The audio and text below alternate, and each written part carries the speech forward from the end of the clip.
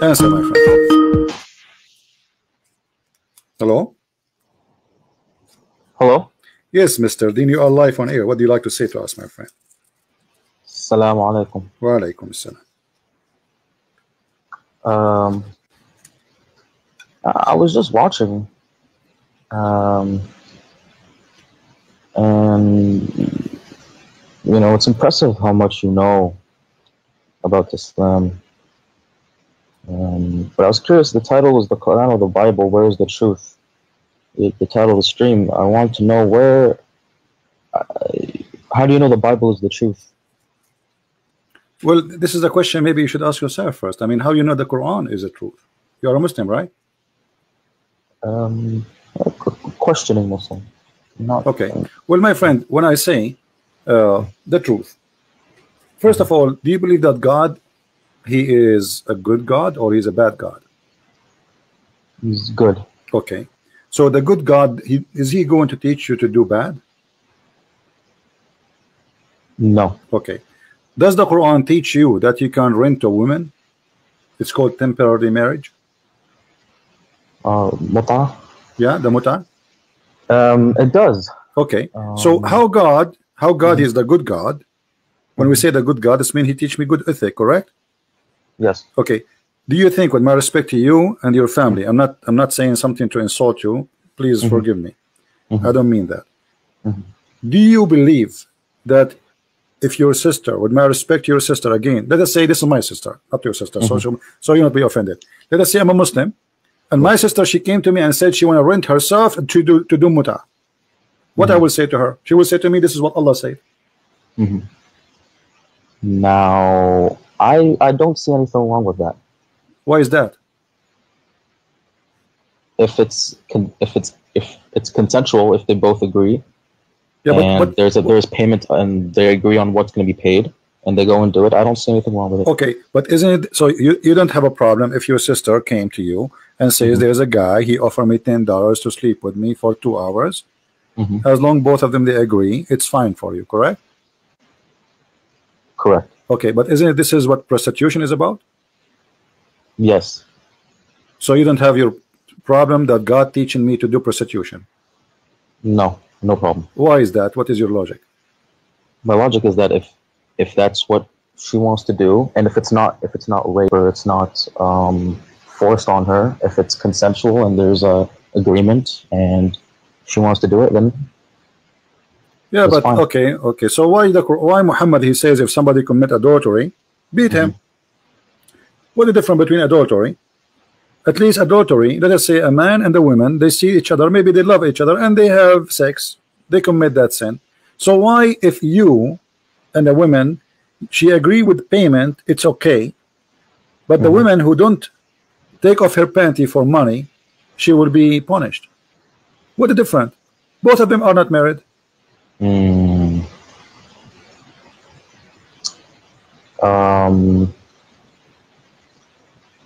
that's a good point. Okay. Let me. I'm not going to choose for you bad points about Islam, but obviously this is not an ethical, because if we spread prostitution, then even married men, they will practice that. So why we get married? If I'm going to sleep around with women, additional to my wife, any woman she offer herself, I go in the elevator, a woman she says, take me for $5, I do it. Okay. So what kind of society we will have? Right? You're right. Yeah. Okay. Now, if I am a person, what Allah is expecting from me and what I am expecting from Allah, can you help me in that? What Allah expects from you to do and what you expect Allah to do for you? Allah expects you to pray, you know, and to follow His orders. To pray to whom? And you pray to Allah. Okay. Did the Prophet order you to pray for Muhammad? You're not praying to Muhammad. He's part of the prayer, but he's not. You are praying for Muhammad, but not to him. I understand, correct? Right. Okay. So why you need to pray for Muhammad? Because he's the one who sent the message. Okay. But isn't it, do Muhammad need your prayer? Isn't, did Allah bless Muhammad already?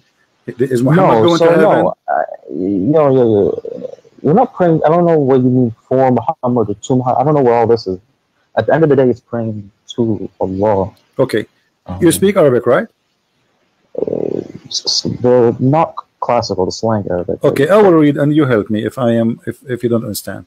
إن الله وملائكته يصلون على النبي يا أيها الذين آمنوا صلوا عليه وسلموا تسليما.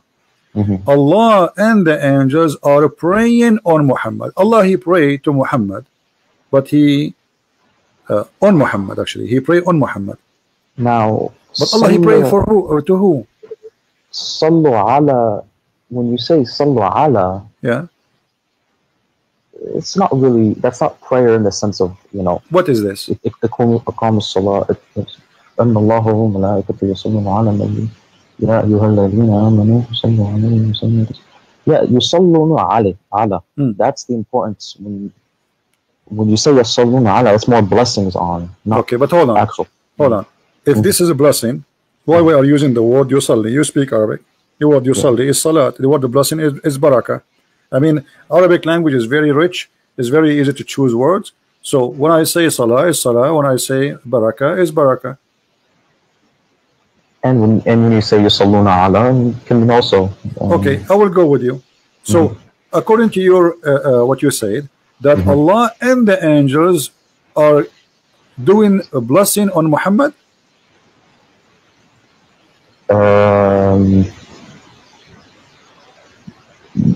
Yeah. Okay, I will go with you.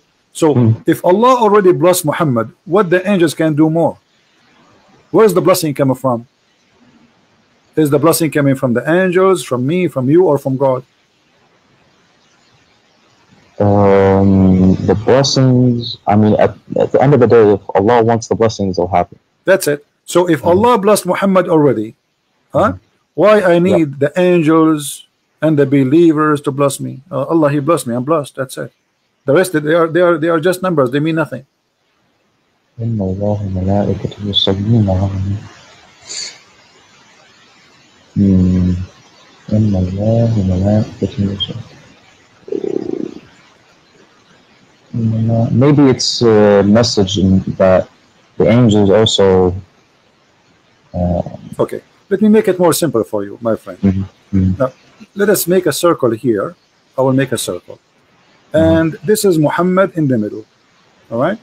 We will put Muhammad in the middle. And now we have Allah. This is Muhammad here. Now Allah is sending a blessing. All right? So let us say here, we will type the word Allah. We will make it letter A, actually A. This is Allah. All right. And this is the angel. We will make it A2.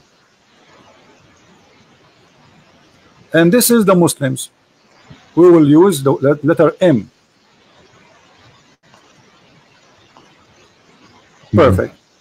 So who is left? The whole universe now is busy doing one thing. Muhammad became the center of the universe, and Allah, the God, supposedly, he have nothing to do except sending a blessing and stop, because in Arabic it says yusallun. It is a continuous verb. You agree? Yeah. Okay. Allah praying or blessing, as you say, and then the angels sending blessing to, as you said, and the Muslims sending blessing, as you said. The whole universe is busy just doing one thing, praying to that dot. So what Muhammad did, he reversed the God from him being the prophet for being the God. So now Allah is exist to do one thing. He is praying for Muhammad. Angels are exist for one thing, praying for Muhammad. Human mankind, they are exist for one thing, to pray for Muhammad. So who is this man, Muhammad? Yeah, I see what you're saying.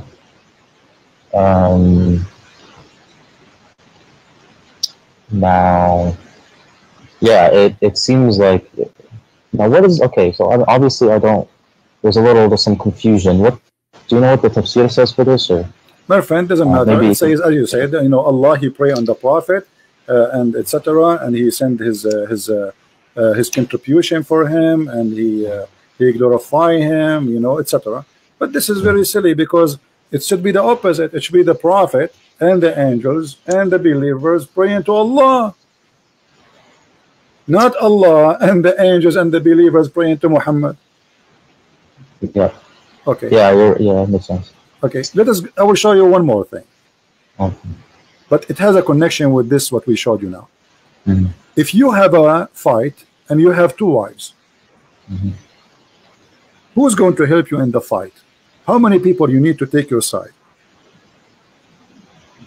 If you have a fight with, Let us say you are married. wives, You are married to two women. Do you need an army? Do you need who's going to help you? I don't know. This is between you and your wives. This is something personal. You do not need anyone, right? Aren't you man enough? Correct?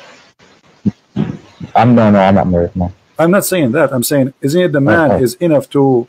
Isn't it the Quran chapter 4 verse 34? It says, "Al-rijalu qawwamuna 'ala nisa." The men are in charge of the women. So Yes. if a man have a fight with his wife, he is the one should deal with it, right? Not somebody else, correct? Yeah. But read with me this. Muhammad, let us choose different translation just to make it more simple. Because this guy, he had too much spice. Here we go. Muhammad, he have a fight with two of his wives, Hafsa and Hafsa and Zainab, I think. So the Quran making a story about it, that if those two women, they don't repent, who is going to take the side of the Prophet? Because two of them, they are against the Prophet. Look how many. If you don't turn into repentance to him who? Allah. Right. Your heart are indeed inclined, which means you became a kafir. Look who is going to take the side of Muhammad in this fight with two women. And if you back up each other against him who? Muhammad, truly Allah is his protector. Okay, is that enough? No. And Jibreel, what Jibreel have to do with this? What Allah have to do with this? I mean, the guy, he have a fight with his two wives. Why Allah is, this guy is talking like, if the Roman, they are sending him a letter, says we will have a war with him, I say, I understand. This guy is going to face an army. He need God to help him. Muhammad is fighting with two women. They are 5 foot tall. Truly Allah is his protector, and Jibreel and every righteous one among the believer. And furthermore, all the angels. Do you see what happened here? Yeah, I see. What's the verse number of this? This is a chapter 66, verse number 4.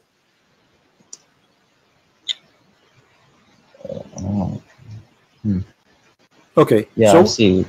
So what happened here, my friend? Listen with me carefully. The same as what happened before. We have Muhammad. We will make another circle. And we have Muhammad in the middle. Muhammad now needs protection from two women. So who is involved with this fight? Muhammad, he got the following names. Jibreel,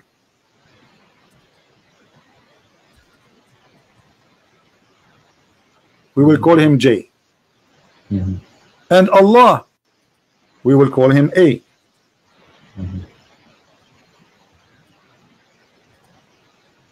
And Muslims, we will call them M.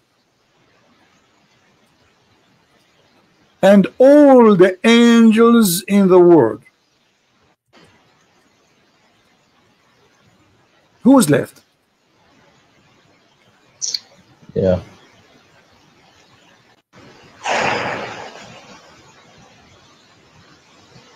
What is this? Yeah. This guy, he became the center of the universe. Look like this universe have nothing to do with except Muhammad and his two wives. Yeah, God, who okay. created the universe, he have nothing to do except supporting Muhammad in his fight with his two women. Not only that, and Jibreel, he will come in a special mission. He will take side with Jibreel. I'm with you. You know, Jibreel, please protect me from those two women. Jibreel have 600 wings. Extremely huge angel according to Muhammad, to the point he covered the horizon. Is that enough? No. And every single believer, Al-Qaeda, ISIS, Mujahideen from everywhere, Pakistan, Indonesia, you name it. And not enough. And furthermore, all the angels. All of this to support a guy in his fight with two women. Yeah. Maybe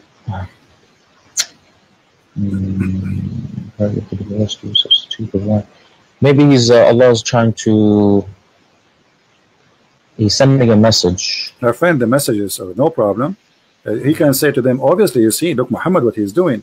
Muhammad, he is here taking advantage of God. Anytime he needs something, he used God's name to control them. He could not control them no more, so he told them Allah is against you. But look what he did by making it the way he did it.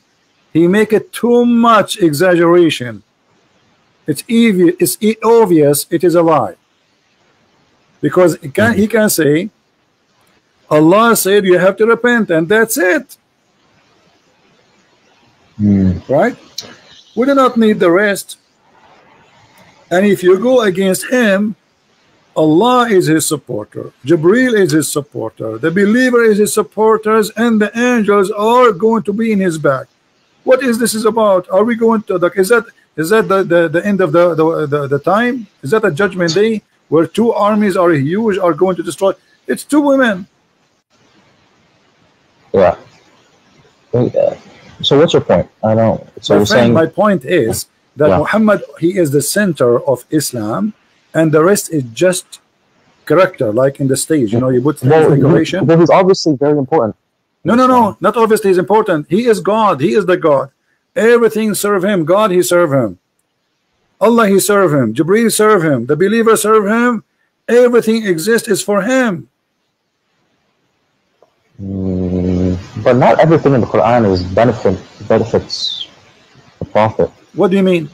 Did Muhammad, he make verses saying any Muslim woman, she can give herself to the Prophet so he can do boom boom with her?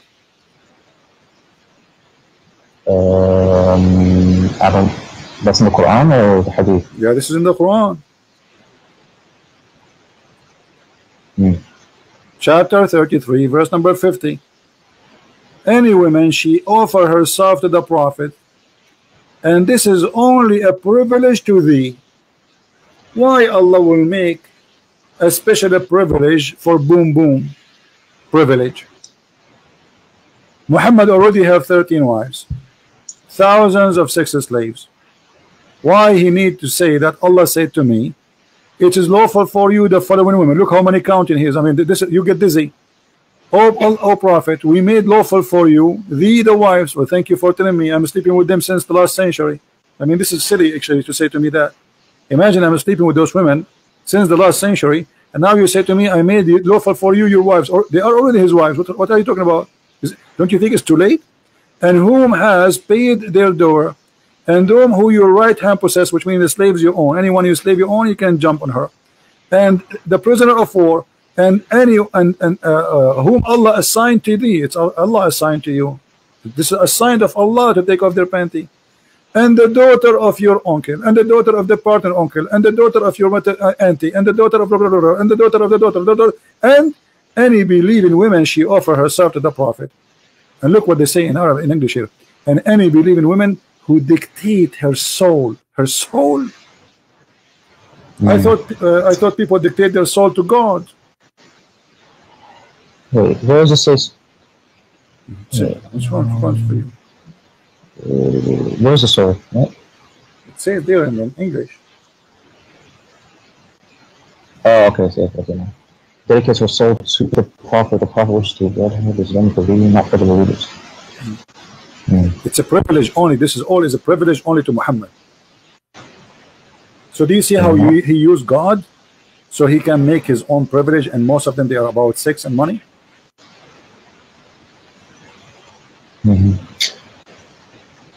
What does have to do with God, my friend? What do you think?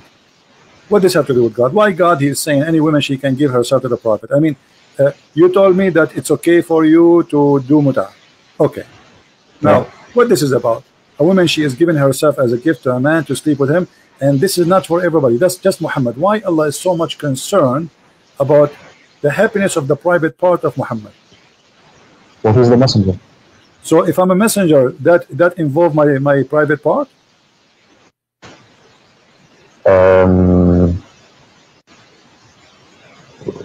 So now, if I'm a messenger, I just say I'm Muhammad now, and there's like 1 million women watching me. I say, hey, women, send me a message. Who want to sleep with me? Who want to give herself to me? My name is Muhammad. Is that what you're saying?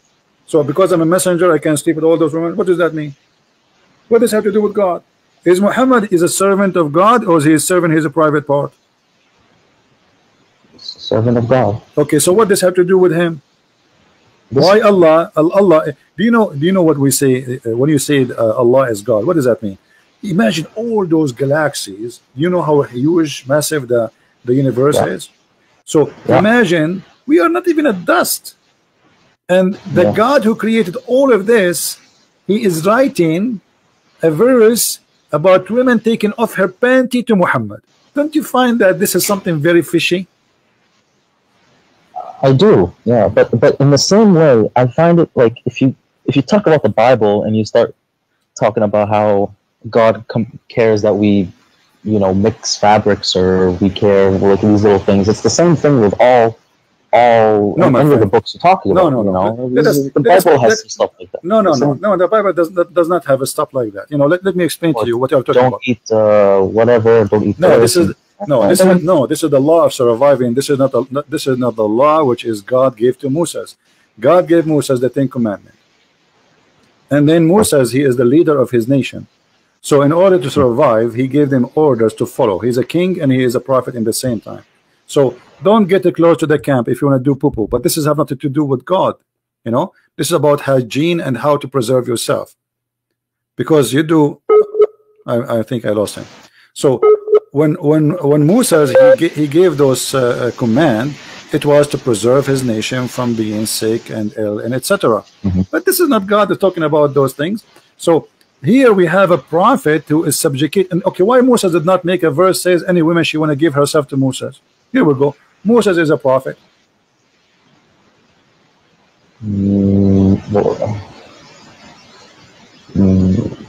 Why Isa did not do the same? Why Abraham did not make the same?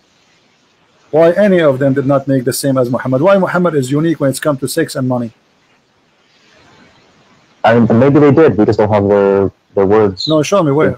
Neither in the Bible, neither in the Quran it says that.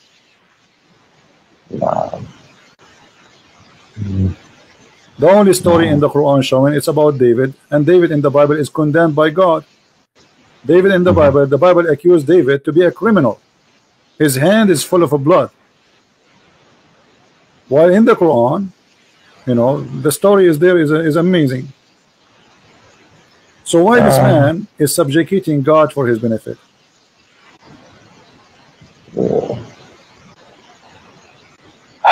Yeah, see, I see what you're saying. But there's, it's maybe, I mean, it's in there for a reason. It's and obviously not a lot of people believe. So that's. All right. I just have to read. I have to read into it more. I gotta read the tafsir. I gotta. In chapter 36, verse number 21, it says, "Obey those who ask no reward for themselves." Do you see it? I follow those who.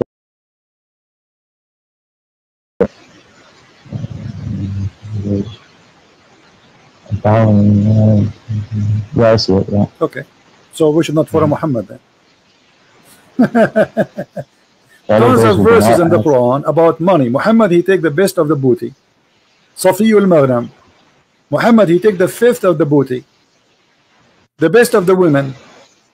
Muhammad, he made himself above all mankind, any woman she can offer herself. Muhammad, he can marry a woman without even paying her, which means without even marriage. He just take her to bed. So the Quran itself contradicting the Quran.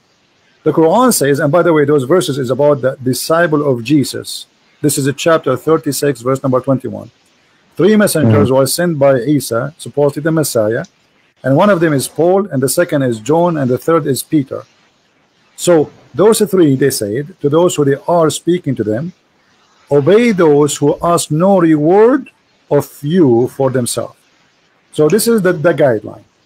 If somebody is decent, he will not ask for a reward for his own benefit. Do you agree with this logic? This is a good ethic, right? Yeah. Okay, so why Muhammad is not following this ethic? Word. So what you mean? He never. What would he ask for money? My friend, the Quran says that the fifth of the booty is for Muhammad. Al-khumsu lillahi wa rasulih. You never heard of that before? Oh no, yeah, I have. Okay, you haven't, or you have? I have. Okay, so the fifth of the booty, and the best of the best of the booty, and verses about any woman she want to give herself to the Prophet. So why Muhammad is not following the guideline? Did you hear me? Hello?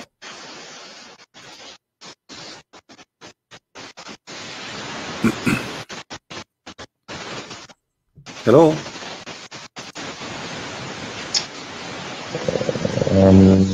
Yeah, you're cutting out a little bit. All right. I hear you. This is chapter 8, verse number 41. It says that Allah, he says, hello? Allah, he says in chapter 8, verse number 41, and know whatever of your war booty that you may gain, verily 1/5 is assigned to Allah and the Messenger. Right?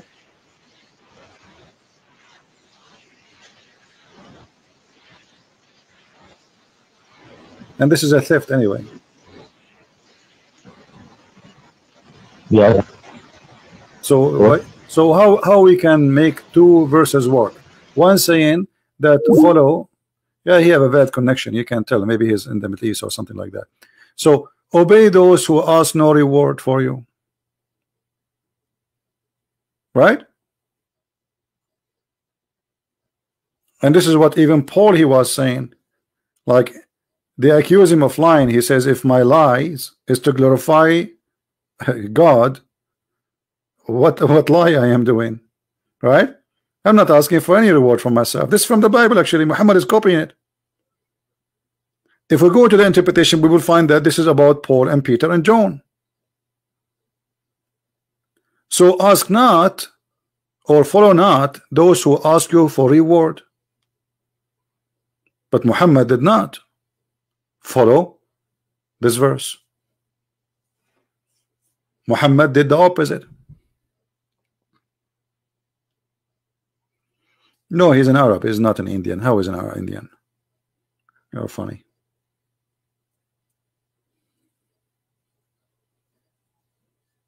Call me back, my friend. So how this book can be the book of the truth? This is a book of the truth. Not to mention or forget to mention the stupid stories, flying carpet, mistakes in history, amazing mistakes in science. Have you ever heard of a God you do not know how the hair is created? How the rain is created? Have you ever heard of a God you don't remember which one he created first? The stars or the trees? One verse says the trees first and the stars next, and the other verse says the stars first and the trees next.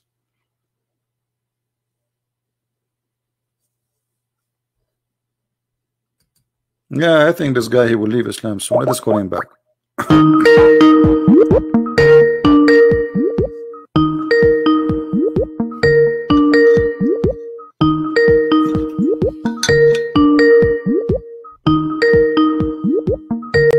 Hello? Yeah, yes, my friend. Go ahead. So what do you think, my friend? Do you think Muhammad is a prophet still? I have a bad phone, bad connection.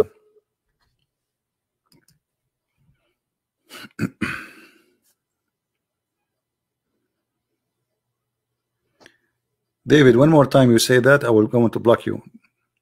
You are serious. We are not joking around now. Do you hear me, my friend? Mr. No, Dean? You have a bad connection.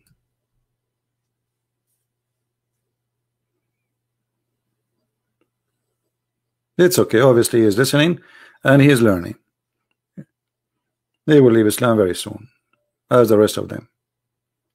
So where is Muhammad, and where is the prophecy, and where is the prophet? Okay, and you call him a prophet. Where is the prophecy? Here we go. This is the Quran. Who want to show me a prophecy in the Quran?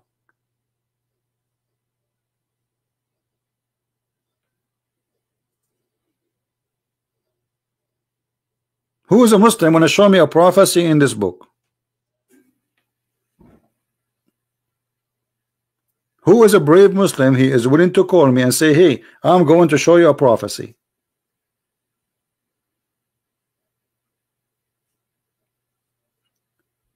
Do you remember the chapter? It's called the chapter of the Kafirun, which the Muslims always recite for us. In Arabic, the name of Jesus, there's no Arabic name for Jesus. It is Yeshua, which is the same as Yeshua. This is the Hebrew name. There's no name in Arabic. If you go to a chapter of Al-Kafirun, this chapter alone is enough, and the Muslims always they mention to us this chapter, Al-Kafirun. They are so excited to say it to us. Look what is this. Oh, you kuffar, I worship not that you worship, but those people, they worship Allah already. Those pagans, they worship Allah. So what do you mean you don't worship what I worship? Number one stupid mistake. Nor I worship, you worship what I worship, but they worship Allah and he worship Allah. And I will not worship that which you worship. And look here what he said, nor you will worship that which I worship. And you know, anyone knows why this is a disaster? This verse alone? Who knows why this is a disaster? Who remember why? Let us see how many of you is doing his homework. Why this verse is a disaster? Big disaster.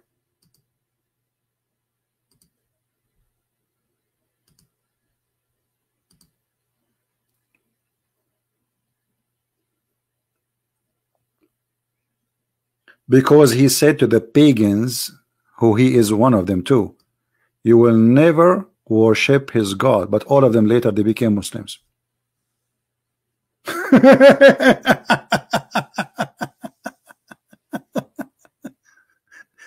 You see how you say to them, and you will never worship what I worship. If Muhammad is a prophet, he should say, and you in the future you will see, you will worship what I worship. That will make it a prophecy. But Muhammad, he said, and you will worship وَلَا أَنْتُمْ عَابِدُونَ مَا أَعْبُدُ.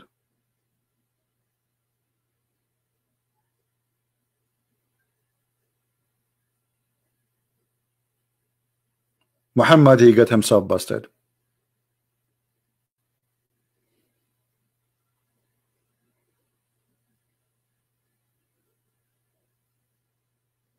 What do you mean repeat again? Muhammad saying that the Arab who they are not rejecting Islam, they will not worship what he worship. But later those who he said that to them, all of them they became Muslims. So this was a false prophecy from a false prophet. And supposedly the one is talking here is Allah. So there is no way Allah is God, yet he do not know that those people in the future they will become Muslims.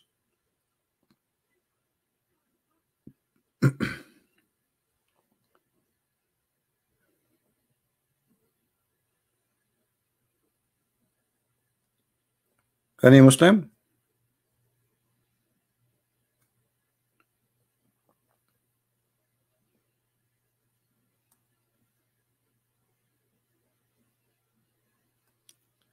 So those Muslims who come to us, let us summarize again what we learned today from the beginning.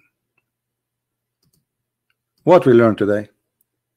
We learned that when a Muslim he come to you and he come and he say the Bible is corrupted, don't defend. Don't start quoting verses from the Bible. Yes, Dean. Assalamu alaikum. Wa alaikum assalam. Can you hear me? I hear you. Okay. Yeah. So, my friend, what do you think about Muhammad? Do you think he's a prophet? Now he could. I mean, he could still be a prophet. I mean, what you showed me. You know, it's possible that Allah just gave him special rules, which is not okay. Okay. What make a prophet a prophet? What makes a prophet a prophet? Prophecies. But like what? Give me a prophecy. Well, we have the Quran in front of us. If there's any prophecy in the Quran to make Muhammad a prophet? Do you see the verses we are showing on the screen? The Kafirun? Yeah, I see. Okay. If you go and read the interpretation, you will see that those people who Muhammad he said that verse to them, all of them they became Muslims later. So this is a false prophecy. How he said to them, nor you will worship that which I worship, and later all of them became Muslims. Nor will you worship, nor will not worship that which you have been wont to worship, nor will you worship that which.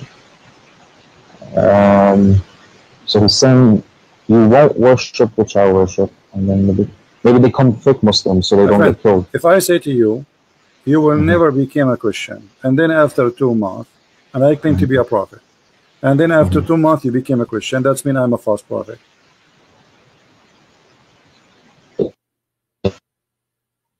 Because a prophecy, if you say something, prophesy something, it have to be true.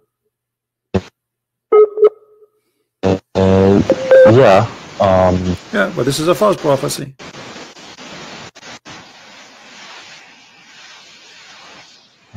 Well, who is he talking to here? No, will you worship that which I worship? People of Quraysh, is it right?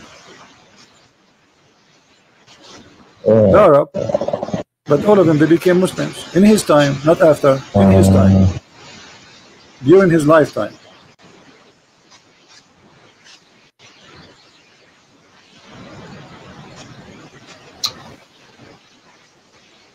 Okay, what the prophecy Muhammad he gave in the Quran? Maybe they become fake. Do you remember Muslims anything? So they won't get killed. Forget about this one. Do you remember anything Muhammad he said became a prophecy, come to be true in the Quran?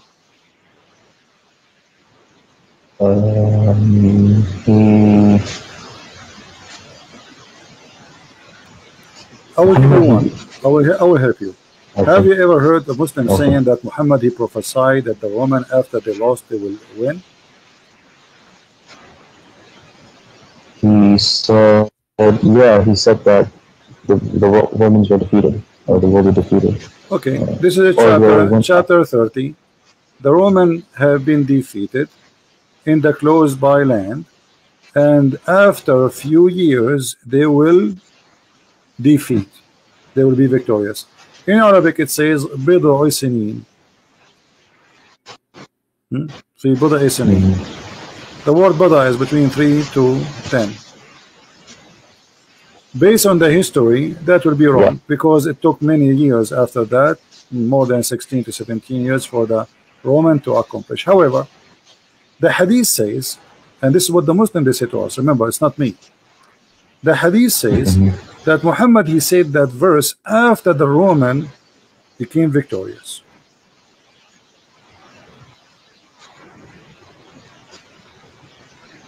Oh.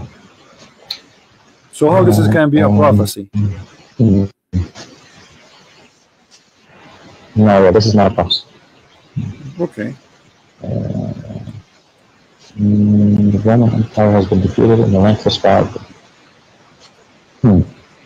Yeah, no, this is. Give me a second. I will show you the hadith. Yeah. Because Muslims they keep talking about this verse. They say, brother, this is amazing how the prophet he knew that. First, the calculation is wrong. Secondly, even the hadith says that we have a problem here.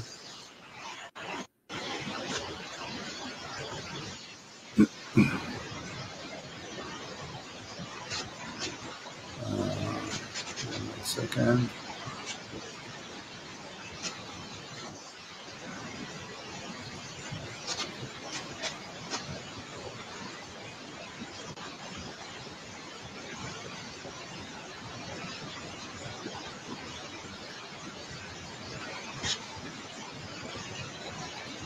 Are you talking from the Middle East? No, I'm in the US. Why you have a very bad connection? I don't know. All right. Let us see. I'm just trying to find you the hadith.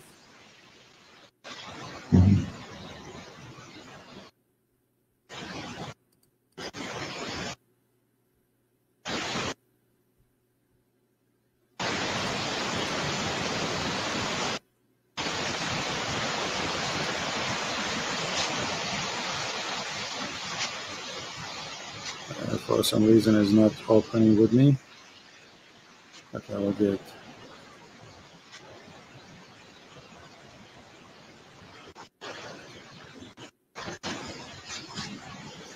Just to show you how Muslims they say things, it doesn't make sense and it's not even honest when they say it. Or maybe some of them they say it without knowledge. You know, many Muslims they speak without knowledge. All right, here we go. We found it finally. Thank God.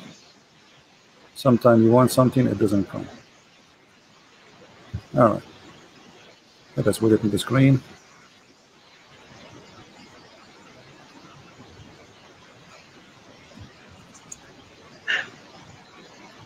All right.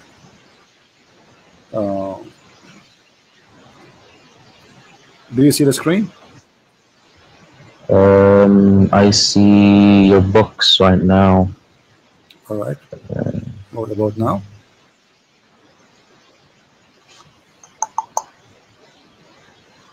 Nope, I still see your books.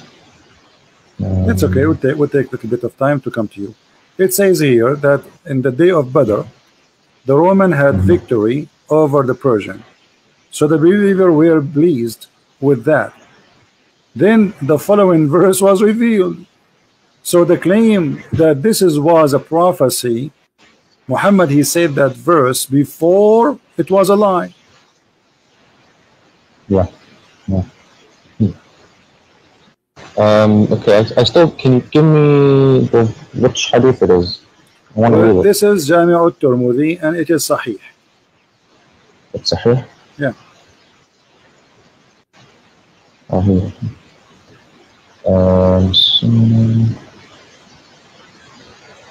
So the believers were pleased with them, the followers were ruled, Alif Lam Mim, the women have been defeated. On the day of Badr, the women had a victory. Yeah, okay. I see. So the verse revealed after the Roman was defeated, not before. So what you know, I will tell you a prophecy. I'm a prophet now. Trump, he will win the election in 2016. Yeah, this is what Muhammad is saying. I mean, what is the prophecy here? The guys already, they are victorious. So where's the prophecy? Okay, well, where did he say that they will? It says the Romans have been defeated. Yeah, and after the defeat, they will be victorious.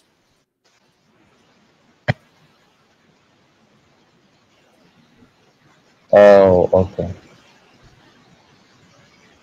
He said that we were happy with the victory. Okay.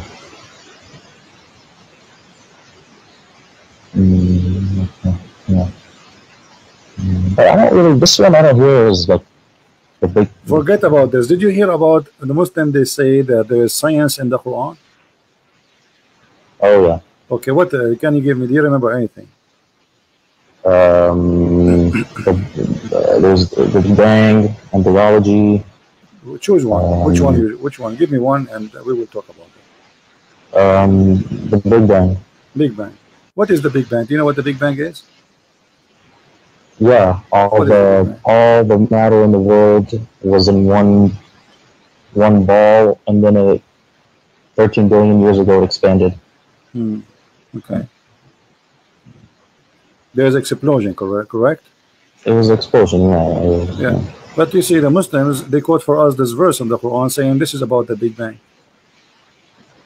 Don't the unbelievers see that the heaven and the earth were joined together? Okay, does it say here, don't they see?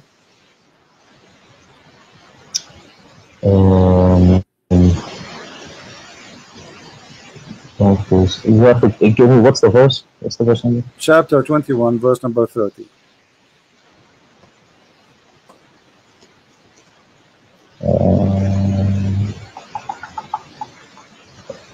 Okay, yeah, I see. Okay. Don't the unbelievers see? Okay, so he's talking about something they can see, correct? Yeah. Okay. Did any of us see the Big Bang?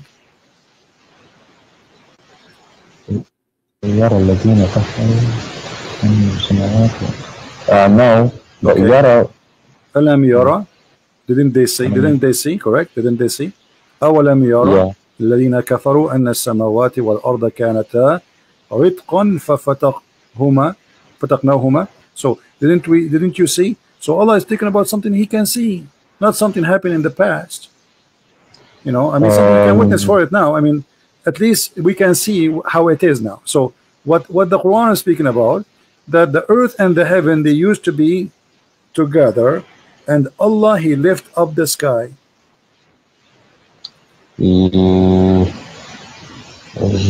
Yeah, I don't think, but I think you're taking it too literally. No, let us show you that this is what it's meant.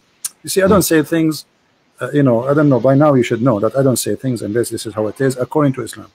Okay? Allah, He lift up the sky. You know that? I mean, I see it. It says, no, it doesn't say وَجَعَلْنَا. Yeah, this is a different verse. Chapter 13, verse number 2. It says, Allah is He who raised the heaven without pillars that you can see. Do you see it? Yeah, who erected the heavens without pillars. So connect this verse to this verse, you will find that they are saying the same. Whoa. Should connect it. Yeah. Don't the believers see that the heaven and the earth, they used together? Okay, what He did? He lifted up the heaven. He separated them. He established Himself above the throne. He erected the heavens. The heavens, Sama. He raised, but this is different. I don't see the connection. The connection is that the earth and the heaven, they used to be connected, correct? In the previous verse.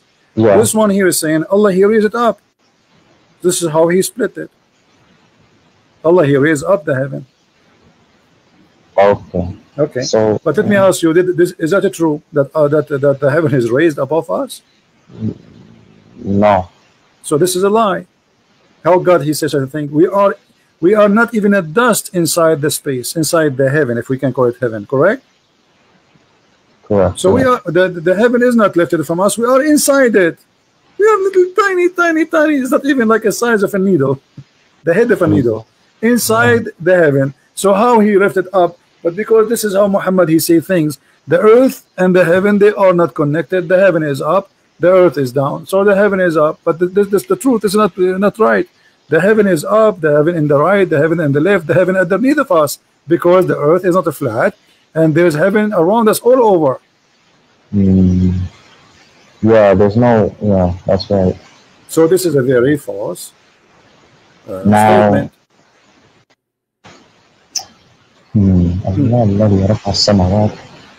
Yeah, so that's it's. I think you're taking this too literally. My friend, I am not the one. You see, you have to read the interpretation of the Muslims. Okay, look at this. Allah, He is the one الذي مد الأرض. مد. What the word مد mean? مد, he spread it, he expanded it. But this is mean it's flat, correct? In Arabic, we say the madda is the carpet. Yeah. Okay. So He made the earth a carpet, and then He placed in the top of the earth mountains. Does it say that? Yeah. But wait, but is it true that mountains are something placed in the top of the earth, or the mountains are coming from the magma? Well, they come from the tectonic plates pushing against each other. Well, there's two ways. Either it's a volcano, which is the magma, or it is the tectonic plates because of a pressure between them. This is correct. But which mean in both ways, it's not. It's coming from inside the earth, not something we place in the top of the earth. Correct. Correct. Yeah. Okay. So the Quran here is giving false prophecy. Muhammad prophesying how God He made the earth. He placed mountains firm in the top of the earth.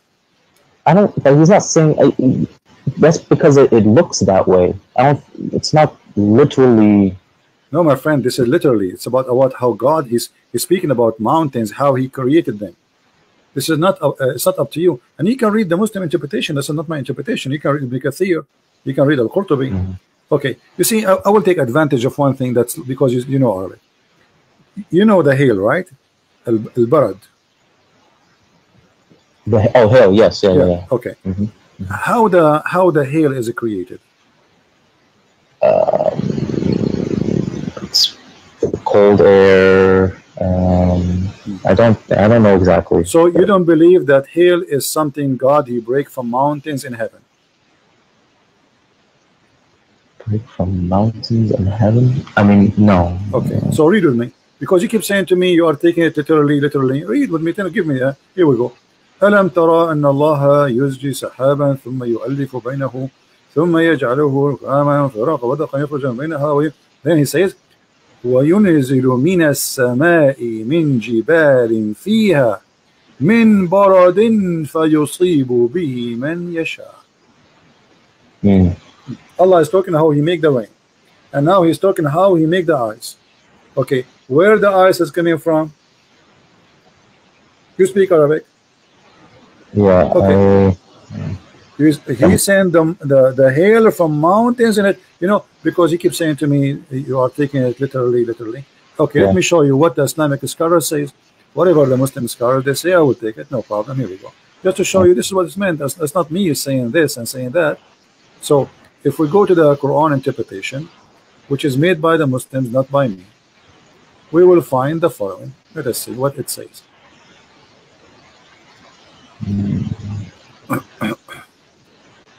This is a chapter 24, verse number 43.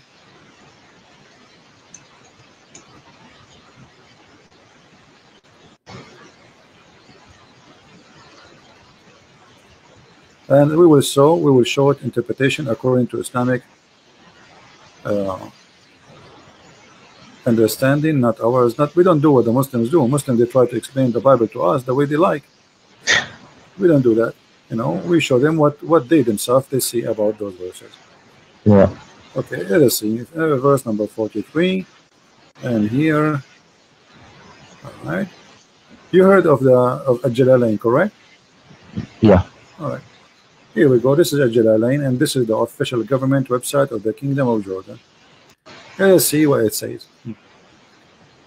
And He sent down from the heaven out of the mountains min jibal, mean extra, that there is in the heaven. Does it say that?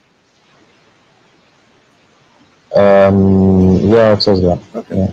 So Allah is sending hail from mountains in heaven. How God He do not know even how hail is made? Yeah.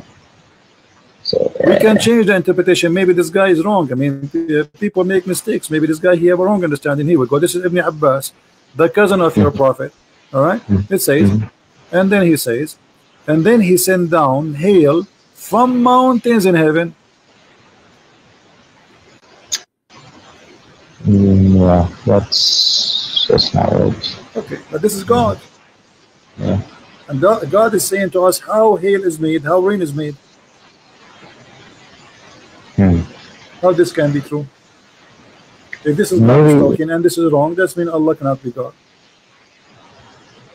Yeah. Give me another miracle, scientific miracle. Forget about all of this. Until now, we prove nothing to you. No problem. Yeah, it's okay. It's okay. And I have patience. Tell me, give me another one. I'm here. Will you enter the morning? Go ahead. I'm here in your service, my friend D. Thank you. You're welcome. I mean, I hear there's the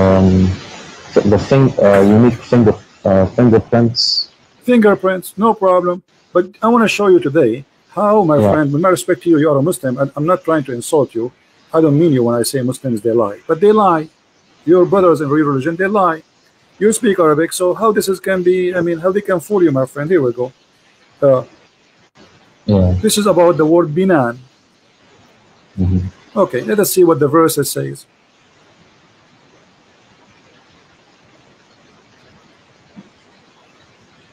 Chapter 75, verse number 4.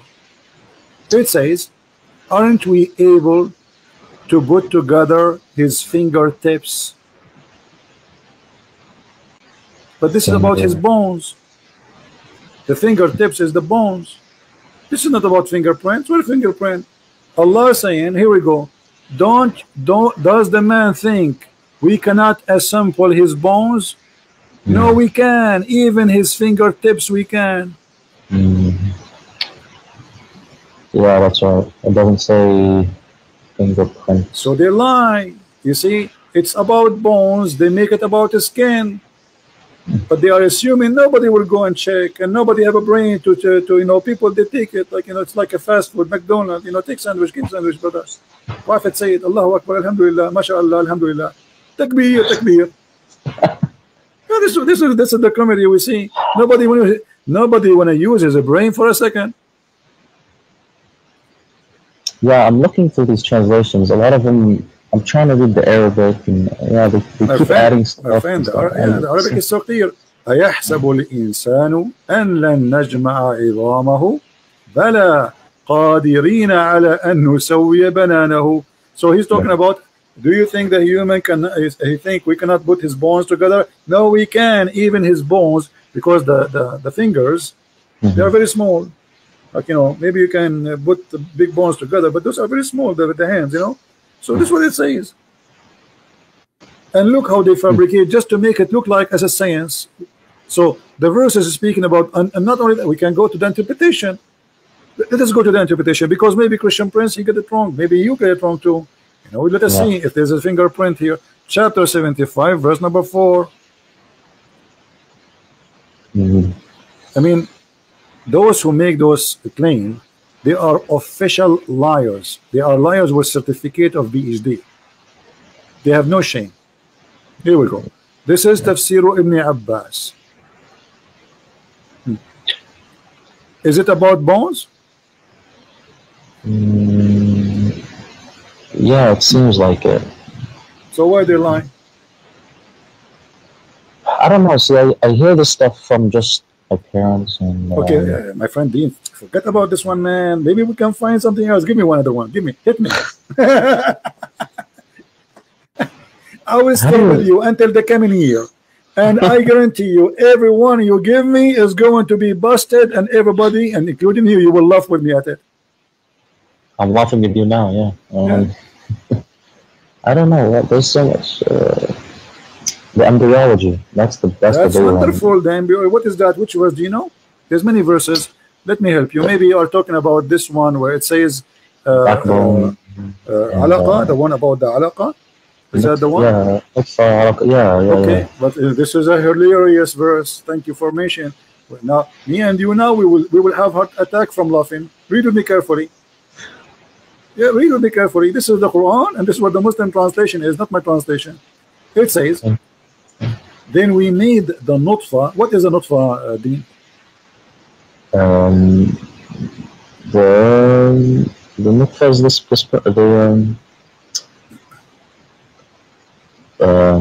nutfa is the sperm. That's wonderful. We made the nutfa into a congealed blood, alaqa, a thick of a congealed blood.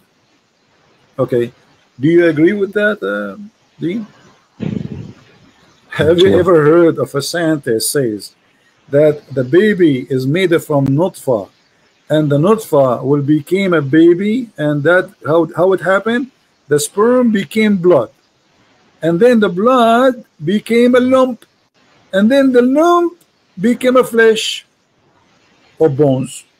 What is that? In which science is that? Where we can find this science? The sperm of the man go to the women and fertilize the egg. The one will grow is the egg. It's not the nutfa, correct?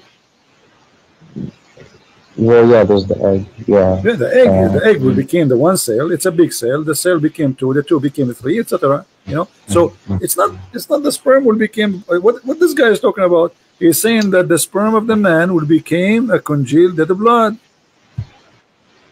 Now, yeah, but it's not. It's not wrong. It's wrong, my friend, because the sperm does not transform to be anything to do with the baby. The sperm activate the egg and deliver the DNA message, and that's it. It dissolves. According to the Quran, what is the first stage? At the first stage, you are a sperm, correct? Then you became a blood. Go and check from now until the coming year and find me who is the scientist who will say that the first stage is a blood. I mean, there is blood. My friend, yeah, for sure we have it, but not the sperm will become a blood. I mean, the blood, you will have a blood after you have a system. You should have nerves first. Oh yeah. You know, so you have to have. I mean, you have to have veins. So like when we have a blood, we have a supply. The blood is a supply, correct? And that is something will provide us with food and oxygen, correct?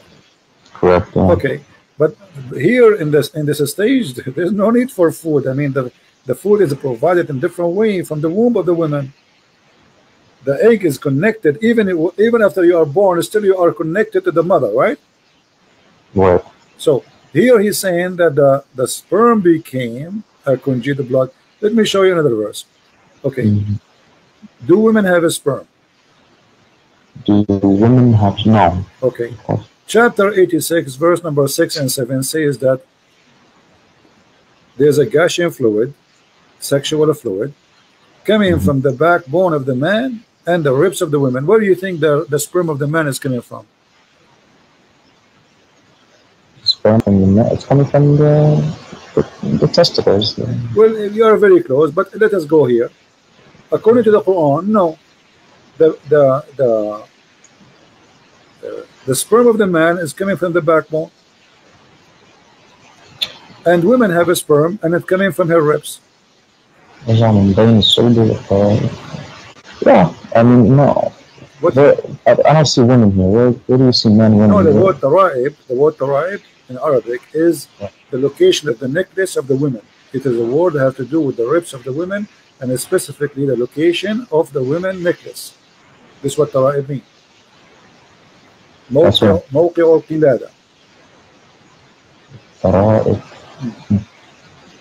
ترائب الصدر هي العظام الرقبة التي تقع فيها القلادة. موقع القلادة من الرقبة للمرأة.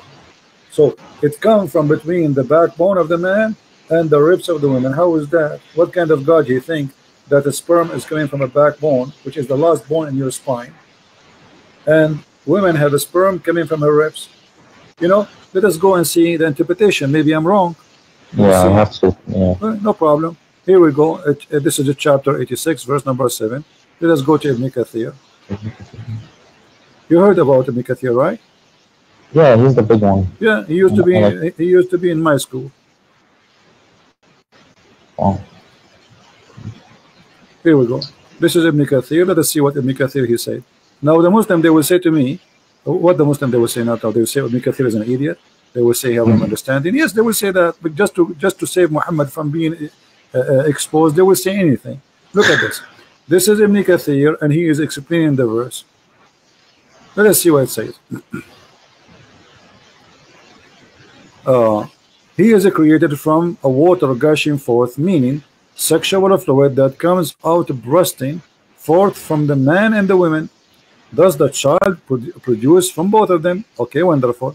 Now he continues saying, proceeding from between the backbone and the ribs, meaning the backbone of the man and the ribs of the women. which referring to hairy chest. And here the translation is not accurate. It's not hairy chest, it is the location of the necklace. What do you think?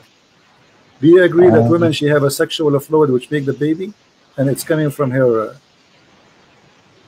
location of the necklace of the chest? She has, I mean, yes, she has a part in the, it's not the right location. No, it's not from the necklace. The woman have a sperm, my friend? No, no sperm, no. Yeah, but this is what it says. It says the baby, it says gashing fluid. It's a gashing forth liquid. It's a fluid. Do you see it? Yeah, it's a sexual fluid. So this cannot be the egg, because the egg is not sexual fluid. It's not even a fluid. All right? Right, yeah. Yeah, and not only that, Muhammad himself, he explained that. That's why Ibn Kathir, he read for us that the Prophet said. Let us see what the Prophet said.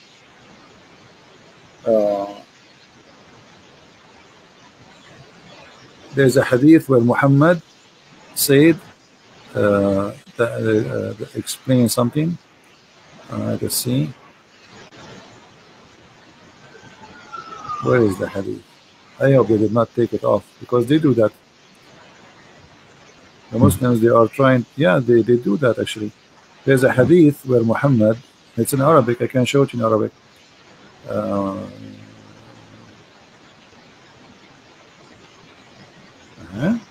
What happened to the hadith? Okay. Here we go. Actually, this is the hadith. This is the hadith from Muhammad. Proceeding from between the backbone and the ribs, the backbone of the man and the ribs of the women, and here he takes the explanation from Muhammad. The fluid is yellow and fine in texture. The child will not be born except from both of them, i.e. their sexual fluid. So what Islam teach, that the woman, she have a sexual fluid in her private part. That is a sexual fluid, which is the sperm of the woman, which is coming from the location of the necklace in her ribs. Do you agree with that? No. Okay. And do you agree that this sexual fluid, which is yellow and fine in texture, is the one who will make the baby? No. Okay. And the man have a sexual fluid which is thick and white. And this is what Muhammad, he said in the hadith. Let me show you the hadith so you don't say I'm making things up. This is the hadith of Muhammad saying the following. Where is the hadith coming from? As usual, from the box of the hadith.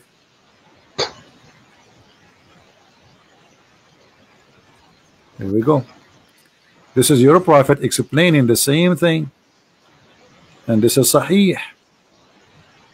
I came to the prophet. Okay, no, this is not the one. Here we go. Let me show you the Sahih.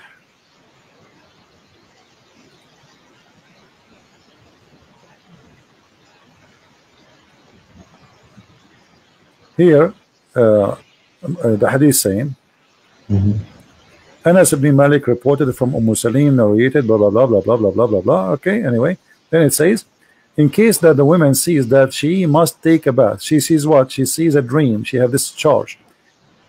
When a man sees sexual dream, and the woman sees sexual dream, he says, upon this, she asked him, a woman, she said to him, what I will do if I see, you know, I have orgasm. He said, upon this, he says, the wife of the prophet, he says, does really this happen? Because the wife of the prophet, she never had orgasm. So she looked like Muhammad is not doing a good job in the bedroom. Otherwise, Muhammad, he says, yes, it does happen. Otherwise, how can a child resemble her? Man discharge, i.e. sperm, is a thick and white, and the discharge of the women is thin and yellow. Do you see it? So the one resembled comes from the one who you know, his orgasm comes first. In different hadith, the translation is more accurate. It says the one who comes first, he controlled the resemble the look of the baby. Here we go. This is the hadith, and this is Sahih. Read it. Yeah. The messenger of Allah said, the man water is thick and white, and the women water is thin and yellow. Which of them comes first? That child will resemble the parent. Yeah, that. I don't think that's not right. Is the The hadith is sahih. Yeah, sahih. This is very sahih. But I mean, yeah, I don't. Well, my friend, Dr. Muhammad, he knew best. Come on, we have to admit, me and you. Dr. Muhammad, he now. This is why if I get married, because by the way, I look very ugly. So if I get married now, I know because I don't want my son to look like me, and he will shoot me. Actually, he will shoot me immediately after the second he is born. So he look at me like he might go back where he came from after he see me. So what? By the wisdom of the Prophet, Alhamdulillah, now I will never have orgasm first, because I want my son to look like his mother. You know, actually, he will not like his mother because he can't be a son. Because Muhammad here, he mean too, not only resemble as a look, resemble as a gender. I can show you the other hadith. It says, so if the one who comes first, if the man come first, the baby will be a boy. If the women come first, the baby will be a girl. So according to the Majesty, Dr. Muhammad, who is getting his knowledge from Allah, the women orgasm will decide, or the man orgasm will decide what the gender of the baby and how it will look like. But all of us, we knew that this is stupid. And look, Muhammad, he made it clear. He said the water of the man is thin, the water of the man white and thick, correct? Yeah. He called them both water. And then the water of the women is a thin and yellow. And which one of them come first, that water will decide how the baby look like and his gender. But all of us, we knew that the sexual fluid the woman she have in her private part, if she's having sex, this has nothing to do with the baby. Yeah, nothing. And I remember another hadith that says Allah actually chooses the gender and then whether they're disbeliever or believer in the womb. Exactly. So I have to look. Here Muhammad, he is getting himself busted. So you are helping me. I'm going to hire you as an assistant now. So because in that hadith it says that Allah, he sent an angel, right? And then he write the destiny. But look, Muhammad, in that hadith, you see, there's something I like about your prophet. He cannot keep his mouth shut. So look what he said. Do you know how long the sperm of the human being can live? A couple of days, maybe? 5 days. Look what Muhammad said, my friend. I mean, your prophet is amazing. Look at this. Your prophet, he said. He said, not me. Remember, don't curse me. When the drop of semen remain in the womb for 40 or 50 days. Look, your prophet is very honest. Like he is not sure, like 40, 50. I don't remember what Allah told me, 50 or 40, 40 or 50. 40 or 50. I mean, what kind of a prophet this prophet is? Where he got the number 40 and 50 from? And then, so you stay. And by the way, it doesn't say. Yeah, it says actually 40 or 50. And 40 or 50, you are the sperm. And then the angel come and he says, Lord, good or evil? The guy is a sperm. Now you are thinking of, so you are a sperm, and now Allah is deciding what you will be. All right. In different hadith, actually, Muhammad, he said the following, which is getting more funnier. Because you are 40 days as a, you see here, as a drop of semen, and then you became a clot of blood. Yeah. And then at the end, Allah will decide male or female. Do you see it? Last thing. You see it? I see. Male or female. So the last thing is the gender. According to science, actually, gender is decided right away by the sperm. The sperm, when it go inside inside the egg, fertilize, and that sperm decide the gender is not what he's saying. According to Muhammad, the last thing is the gender. Here you will see the same. You know. Look, all those hadith, they are saying the same. Read this one with me. This one is fantastic. This one we can make movie, me and you, about it. If you have money, we can, we can ask Sylvester Stallone to be the, we make him go back. We make a cartoon movie like he was a sperm, Sylvester Stallone, and now he go in a mission and he stay as a sperm in the womb of the enemy for 40 days. Look at this. Yeah. In the form of a semen for 40 days. then became a clinging, it's not, doesn't say, it says alaqa, a congealed blood, for the similar period. So you are now 40 days as a sperm, and then 40 days as a blood, and then 40 days as a loom of a flesh, and that's it. The total is 120 days. The baby is done.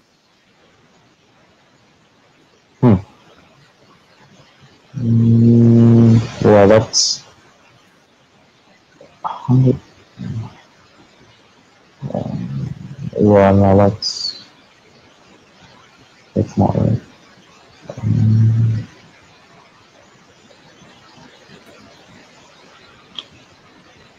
And this is reported by who? Both Al-Bukhari and Muslim. Yeah. Now the hadith, the hadith is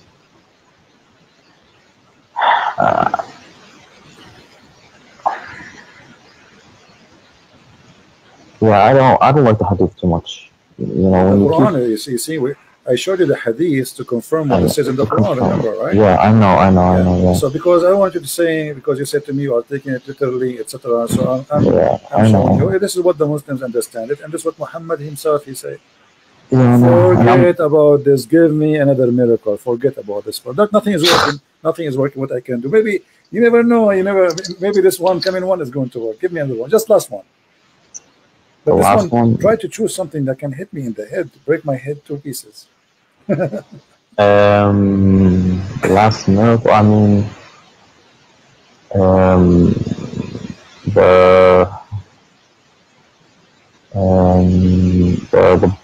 the sky being, the atmosphere protecting us. That's wonderful, my friend. The Quran says the atmosphere protecting us. From what I remember my parents telling me that. Yeah. My friend, you speak Arabic there. You should do better. The Quran says the opposite. The Quran says that Allah وَجَعَلْنَا السَّمَاءَ سَقْفًا مَحْفُوظًا. So what is protected is the sky, not the earth. From who? Let us see. And now you will die laughing with me. Don't die on me. Chapter 67, verse number 5. And indeed we have adorned the nearest heaven with lamps, and we have made such a lamp as missiles to drive away shaitan. You see it? So we guarded the sky. He guarded from what? From shaitan. So it's the opposite. It's not, because the atmosphere is something in the space trying to get in the earth, correct? Yeah. Okay, here is the opposite.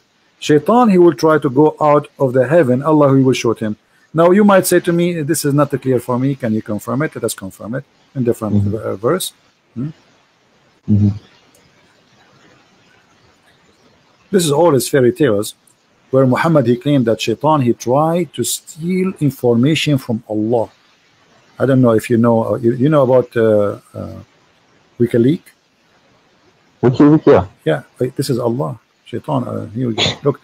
So, وَجَعَلْنَا وَحَفَظْنَاهَا, and we have said, we made the sky zodiacal signs in heaven, and we made them fair, seeming all beholder, and then and we have guarded those in the sky from every cursed devil. Do you see it? We have guarded them from every cursed devil. Yeah. Okay. But so if any try to gain hearing by stealth from Allah, like he wanna spy, is pursued by a flaming fire. This is the atmosphere they are talking about. You see how they lie to you? That any that gains a hearing by stealth is pursued by a flaming fire. Yeah. This translation is really weird. Let us change the translation. Maybe you can get something more simple, because this guy, I don't know, sounds like he's taking too much beer. So look, we changed the translation here, it became different. And verily in the heaven we have set mention of stars, and we have beautified it for beholder, and we have guarded it from every outcast devil. We have guarded what? The sky. Save him who steals the hearing. And then the other verse, you know, that the one connected with this one, if he try to steal, Allah will shoot him with the star. Do you see it? Yeah. Okay, so what is the atmosphere?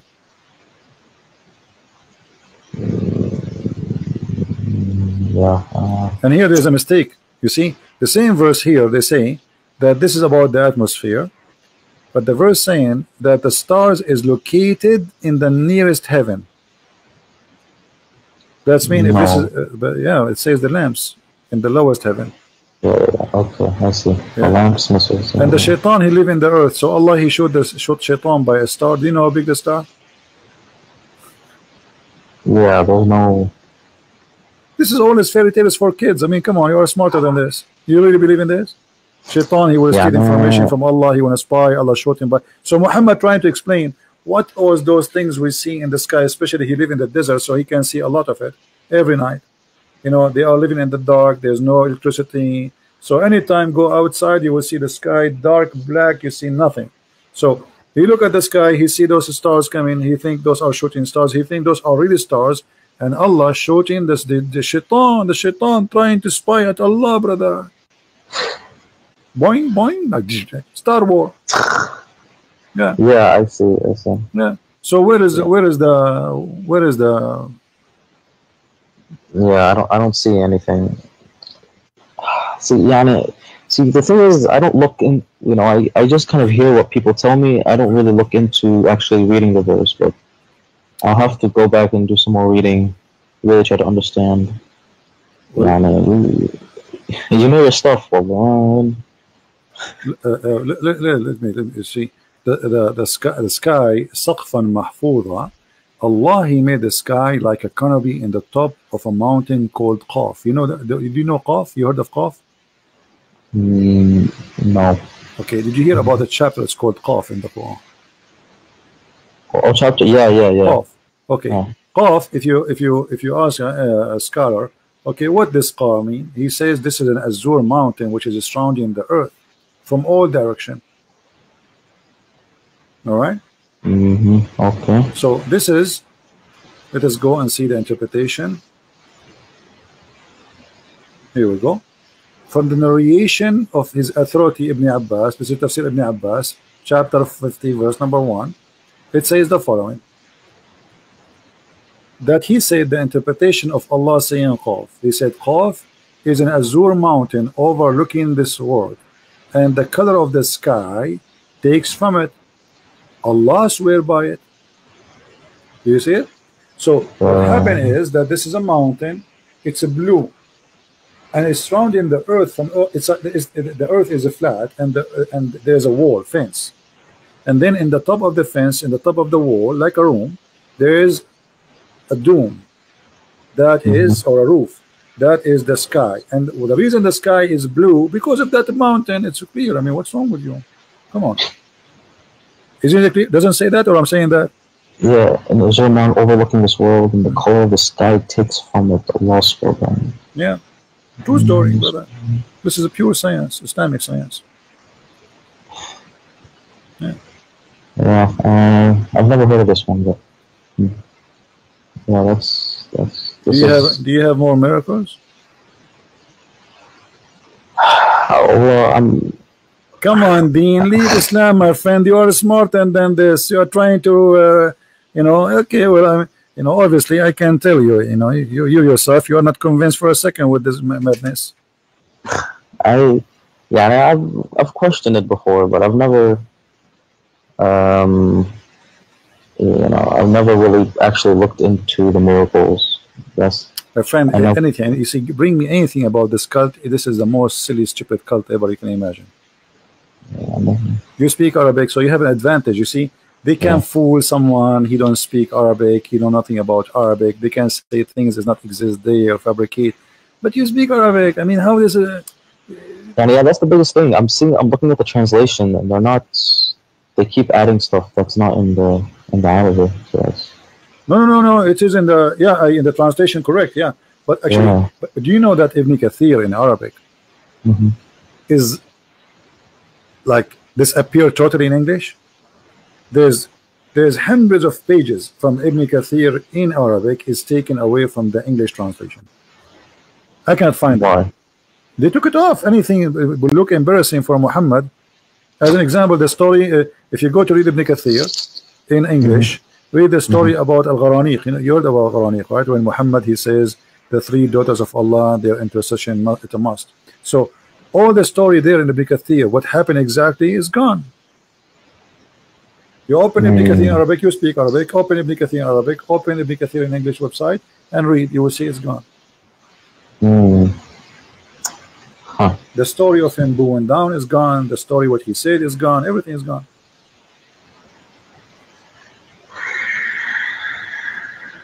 Yeah. What else? What else they told you? Well, I'm out of miracles. I don't. You're out of I mean, miracles. even Guys, they say even the Quran. Our friend Dean, by the way, I welcome you to call me anytime. You are a nice person. But our friend Dean is out of animation. So, okay. So when I originally called, so I see, you're doing a good job of proving that the Quran, the truth is not in the Quran. I see that, but now a lot of the stuff you can also, turn on to the Bible, and I don't know where the truth is in the Bible either. So that's where I'm. My friend, let us take it step by step. So, did you decide to leave Islam? No, I haven't. But you just said the truth is not in the Quran. You just said that. Well, and that's what you're. Okay, but do you agree? I mean, come on, be honest, Dean. After all what I showed you, is that the truth in your eyes? Be honest. Is what is written in the Quran, is that the truth? The sperm became a congealed blood. No, from what I've seen, it's what you showed me and what I've looked up, it's wrong. Yeah. Okay, so let us first come to a decision. Islam is yes or no, and then we can go to the Bible. But but the Bible, even it seems like it's going from one cult to another cult. So I don't know. You see, you can say whatever you want. You can say the Bible is wrong, no problem. Yeah. First, we finish from Islam, and then if you want, you can go and see in the Bible, and we will see together if this is a cult or not. You see, the problem is when somebody try to speak about the Bible, you know what the Bible is first? It's a collection of 66 books. Yeah, but what it is? It's people. I say it's a bunch of legends. Okay, let me tell you. The Bible is history, history of a man, stories of the man, stories of him, and the words of God, which mean there's parts where God is talking, and there's big part where he said, she said, this king he said, this prophet he told this person. So stories, all right. So if you want to judge God, you judge God by his teaching. Where's the that? rest, which mean Jesus said to me, do this. That is God for me. Jesus is God. All right. Now, if there is a story about a king fighting with other king, this is history, and it's written there because this is the history of the Jews struggling with God, disobeying or obeying. So the Bible is very honest and writing history. As an example, when David disobeyed God, the Bible says David disobeyed God. As simple as that. So it is a history of sin, people committing sin against God, people commit sin against each other, people doing bad and good. That part is for us to learn about history. However, there's a part where God he speaks. So when you want to judge, you judge what God said, not what I say. Let us say I was exist in the time of David. I enter upon David. I say, David, you are blah blah blah blah. Okay, and then the one who they are collecting the history, they wrote that in the Bible, because we as a Christian, we don't say the same as Muslim. The Muslim, they say the Quran, every letter there is written by God himself, correct? Right. No, for us we don't believe in that. For us we believe that the word of God is in the Bible, but in there too there's man history, which means this is a book written by the man about God and about the man. So there's a stories about the man, and there's a stories coming from God. Same things, God he gave orders. So God said is God said. Man said is man said.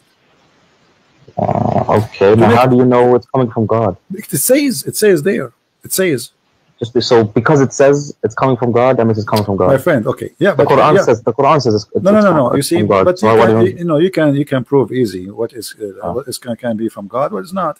Just the same. We can use the same method we use here. Like you know, the Muslims. The problem with Muslims, they have like stories of like they say to you, Samson, he left, he lost his power because he cut his hair. But this is not about. This is not because of his hair. This is about you know, it's about sin. The same as Adam, he lost his eternal life because he commits sin. So he have an absolutely amazing power to live forever. He's in heaven. That power is taken from him. So all the Bible is from the beginning to the end. Even the stories, which is, you can say literally, we can take them. Those stories are spiritual stories. Even the names of the Bible are spiritual names. As an example, when we say, you know, you can go right now, you can do this, you know, when you have time. Check the name of every name in the Bible. You will see they are not names. Not a single one of them is a name. It's a sentence. It's a statement. It's a spiritual statement. God is with us. God is all here in, like Ishmael, you know. Abraham is Abraham, the one who crossed the river, the one who crossed from the other side. Moses or Moshe is the one who survived the, you know, the drowning. So there's no names in the Bible. So the Bible is very, very deep book. So what some naive people try to do, they go and read two words and they think this is just, we learn the Bible. The Bible is not just what you think. It is very extremely deep. If you go start from the book of Genesis, go right away, and then if you read even the books of the names of the sons of Noah, you will find that all the names of the sons of Noah are speaking about Jesus. Imagine, even their names speaking about God will come down to the earth.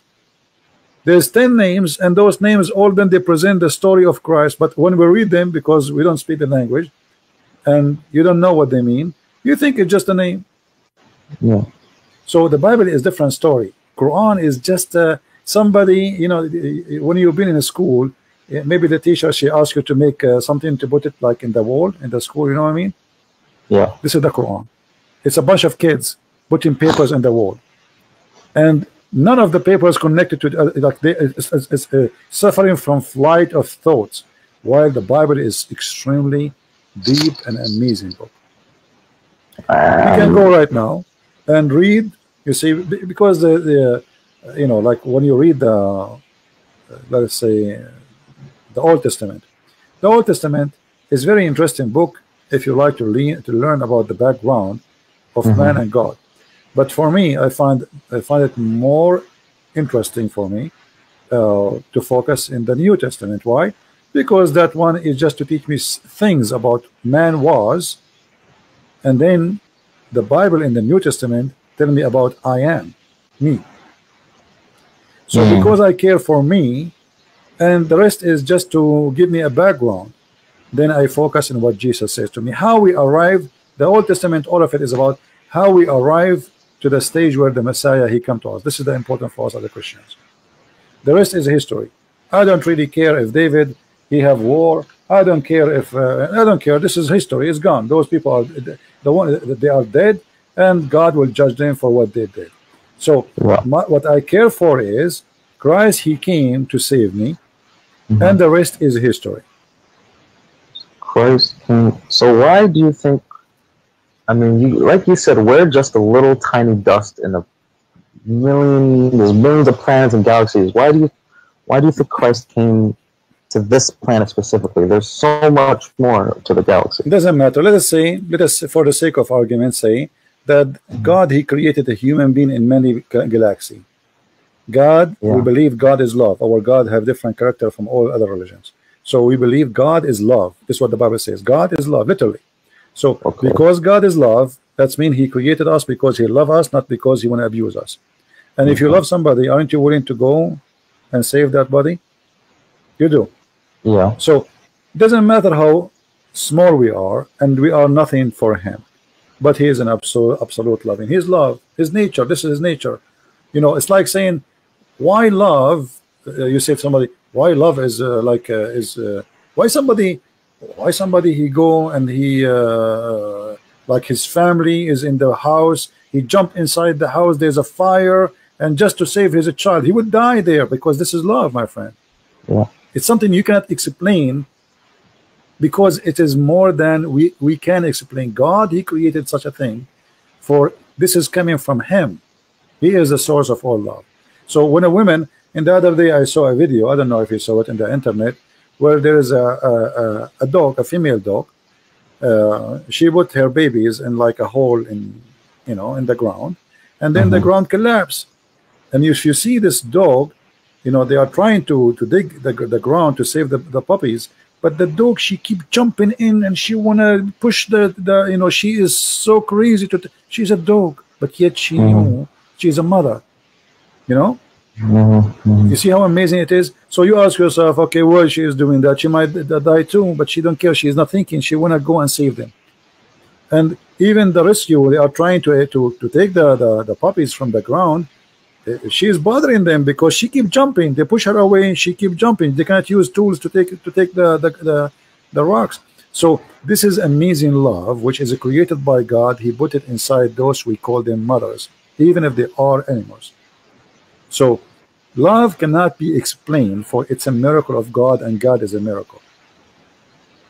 Okay. I mean, yeah, I'll have to, because from coming from this, you know, the Islamic point of view, I've always thought almost like Christianity is almost like its own cult. And you see, when you say cult, my friend, when you say cult, what will make a cult a cult? Cult, if the leader, he want to have sex with our wives. If the cult, he want our, yes, it's about money. Cult is about money, sex. This is what it is about, you know. So did the Messiah did that? No. Did he ask her for any return? No. Did he ask for money? No. Read the whole Bible. He did not own anything. He had nothing, you know. And remember, the Messiah, even the Quran confirmed, he can raise people from death. Is that true? Yeah. I mean, but imagine, my friend Dean, imagine I now today, I can raise people from death. Do you know how much power that can give me in this earth? How many kings will bow down under my feet to bring them back to life? A lot. They will give me all their kingdoms. This is amazing power. So, but yet the Messiah, he had nothing. He never asked for anything. He never asked for money. He never asked for Muhammad. He gave himself a privilege. So this is how you know the cult. The Messiah, he gave himself. He did not ask us. It's the opposite. So how do you know he raised people from the dead? Or how do you know? Well, you know, you see, we as a Christian, we witness miracles in our life every day. I know a lot. Which ones? Give me one example. You can go search right now and see life stories. You can ask people. You know, you wouldn't believe it. Don't believe, it's up to you. But God always, he don't leave himself without witnesses. There's tons of miracles. However, the Bible confirmed that Jesus did tons of miracles. Even Muhammad, who is a liar for me, as I believe, he confirmed that Jesus did miracles nobody can do, including even creating from the mud a bird. Which means even the enemies of Jesus, they could not deny who is Jesus. Even Satan, he could not deny who is Jesus. So the second you believe in Christ, you are a different person. And this is the biggest miracle. I know I met people who used to be terrorists, and they became amazing people, peaceful, beautiful people. I know people who they used to be criminals, just because they became a Christian, they became so peaceful, so amazing. So this is a living miracle of a human being, how God, he can change you. But in Islam, the opposite. You convert to Islam, second day you want to join Mujahideen and you want to kill people. Yeah, like a police officer just 2 weeks ago. He converted to Islam a year ago. A year after, he take a knife, he attacked the police station. Allahu Akbar. I mean, you just convert to Islam. What happened? All his life was a policeman protecting the people. He converted to Islam. He wanted to do the opposite. So, you know, the Bible says, from their fruits you shall know them. So in order to know which one is cult, don't judge Christianity by me. I am no one. Who I am? I'm not Jesus. I'm no one. So if you want to judge Christianity to be cult or not, go and see the fruits of Jesus. Which are in the Bible. Which is in the Bible, no, which is in us. Because you see, if I am a person who follows Jesus, look what Jesus says to me. If I practice what Jesus said, Jesus said, never lie. Either you say yay, yay, or nay, nay, which means you don't even take an oath. So lies is gone. Jesus says, love your enemy, bless those who curse you. Huh? Okay. Imagine, Dean, if all the world practiced just one sentence of Jesus. Just this one sentence. Forget about the whole book. Love your enemy. What do you think will happen in this earth?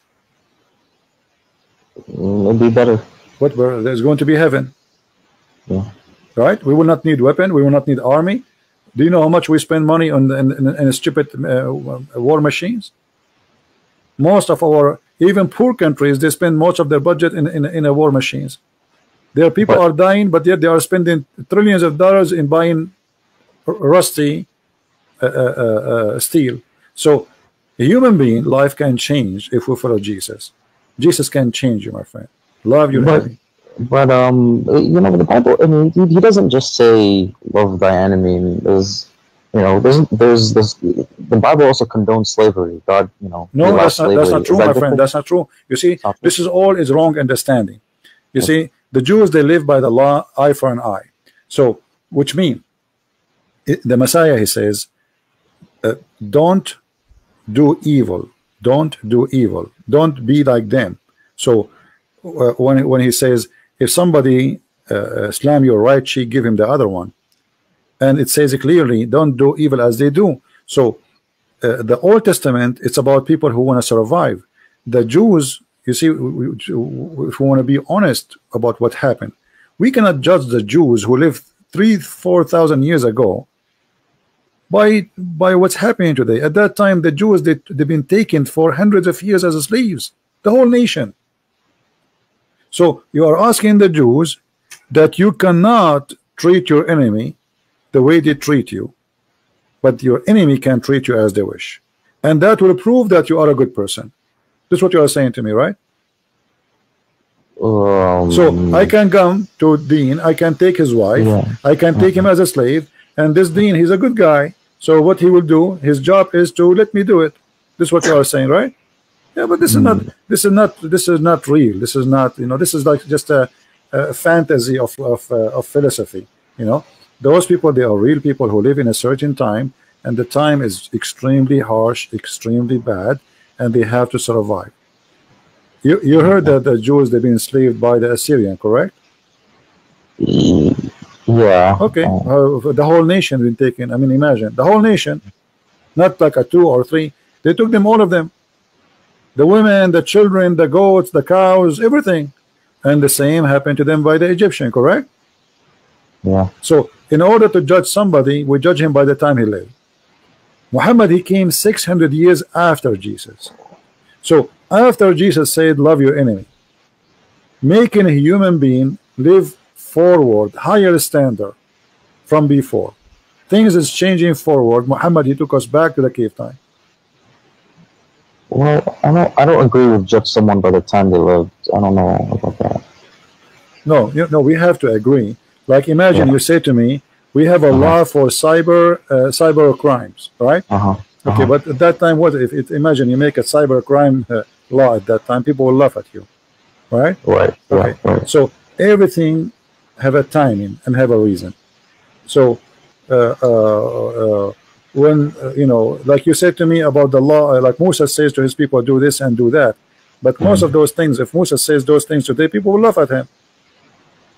Right. Yeah. Because what, you know, like imagine make a law, you have to go away from the camp when you do your you know, like the call of nature. I mean, we have the bathroom just a few steps away from our house.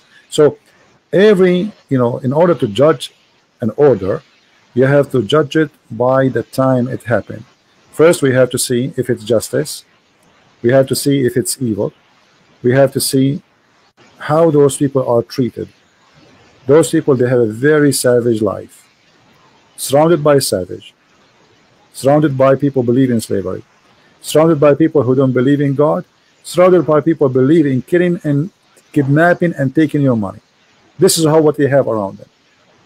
It's like those movies. If you see those movies, fantasy movies, like they show you crazy people, they have very weird hair and they have trucks and guns, and they chase each other and they kidnap them and they put them, make them as slaves. You know those fiction movies. This is exactly what was happening at that time. Ugly, very ugly life.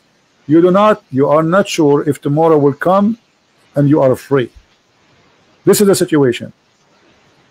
Your neighbor tribe can attack you and take you as a slave, and that's it. You lost your freedom. So slavery. So the slavery was okay back then. It's not. It's okay. This is what people. This is the evil of the people. They are doing to each other. So you know. Let me show you something from the Quran. You see, Muhammad, because he associates himself with the Jews a lot.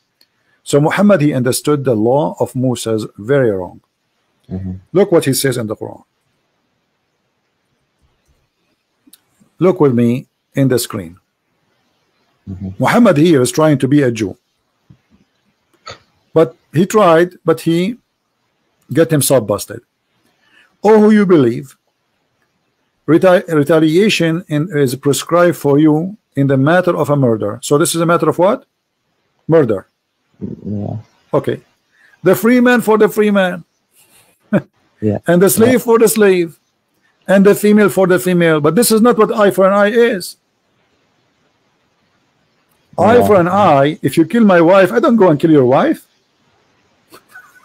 I kill the one who killed my wife. This is eye for an eye. You know what I mean?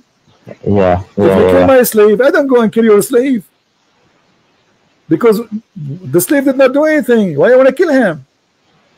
The free man for the free man, and the slave for the slave, and the free man for the free man. Yeah, that doesn't. Okay, so eye for an eye is about, let us say, public justice. You attack me, you take us, you enslave us. I'm going to attack you, and I will do to you what you did to me. All right. Muhammad, he took the law of Moses, but he practiced it in a very funny, stupid way. Because free man for the free man, that's mean that if a free man kill a free man, the free man will be killed.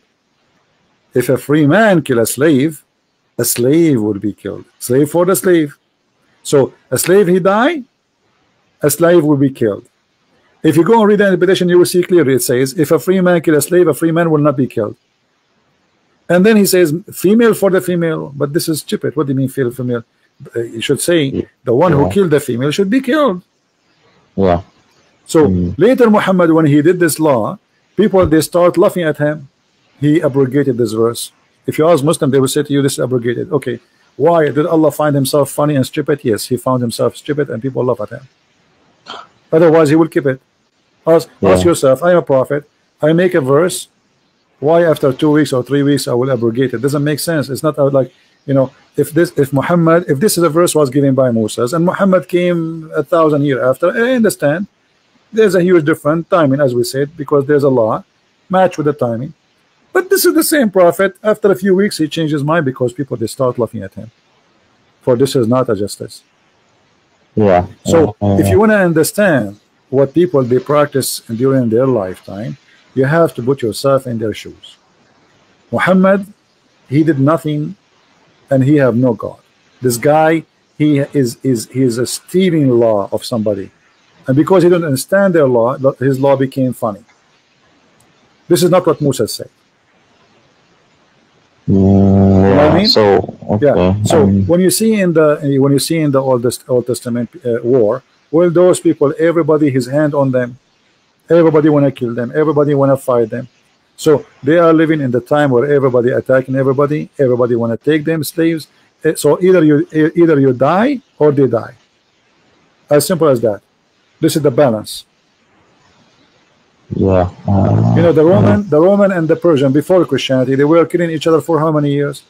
More than 300 years, non-stop. Okay, what is the reason? I mean, did the Roman have enough land? No, they never have enough land. They want to take more and more, and the same as the Persian. And then Muhammad, he did the same, and his followers. So all of this is about evil and power and money, and slavery is a source of money.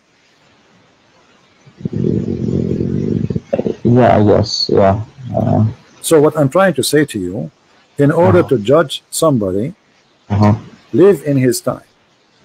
So to judge Muhammad, So Live in you his can't time, judge no him. problem. You know, no You problem. can't judge him on the 9-year-old No, having I sex with a cannot. sick. You I can't have to judge him judge. because Yeah, you I didn't have to live judge with him. him. I have to judge him by his time. As an example, the Christian, they never attack Muhammad, so why he attacked him? No problem. I mean, okay, if somebody attack you, okay, protect yourself. You have the right to defend yourself. But the Christian, actually, even the Muslim, they say the Christians, they gave him refugee in Ethiopia, which means if not the Christians, he will be dead. Is that how you return? The Jews, Muhammad, he ran away from Quraysh. He went to Yathrib. Yathrib, this is the city of the Jews. They welcome you in their city. Why you kill them later? Yeah. So here we see a person, you know, like, I mean, if you have a dog, you feed him, you give him a bone, he will never bite you. Yeah. So if you want to compare, if you want to see, okay, well, at that time life is evil, life is ugly, life is disgusting. But Muhammad, he was just following the same life. He did not make it better, he made it more ugly. Actually, he made it legally in the name of God. Yeah, that's true. Yeah. Like when he says go and attack the Christians and the Jews and force them to pay jizya. Okay, what is the purpose of this? Do you know what was the purpose? So they don't die. No, I mean, why he did decide to attack the Christians? What happened? Oh, he just I don't know. He just wanted to be a warlord, so he wanted to. No, actually, there's more than this. You see, we have to go. This is why I advise you, Dean, when you read anything, to go deeper than what its appearance, and try to get the story.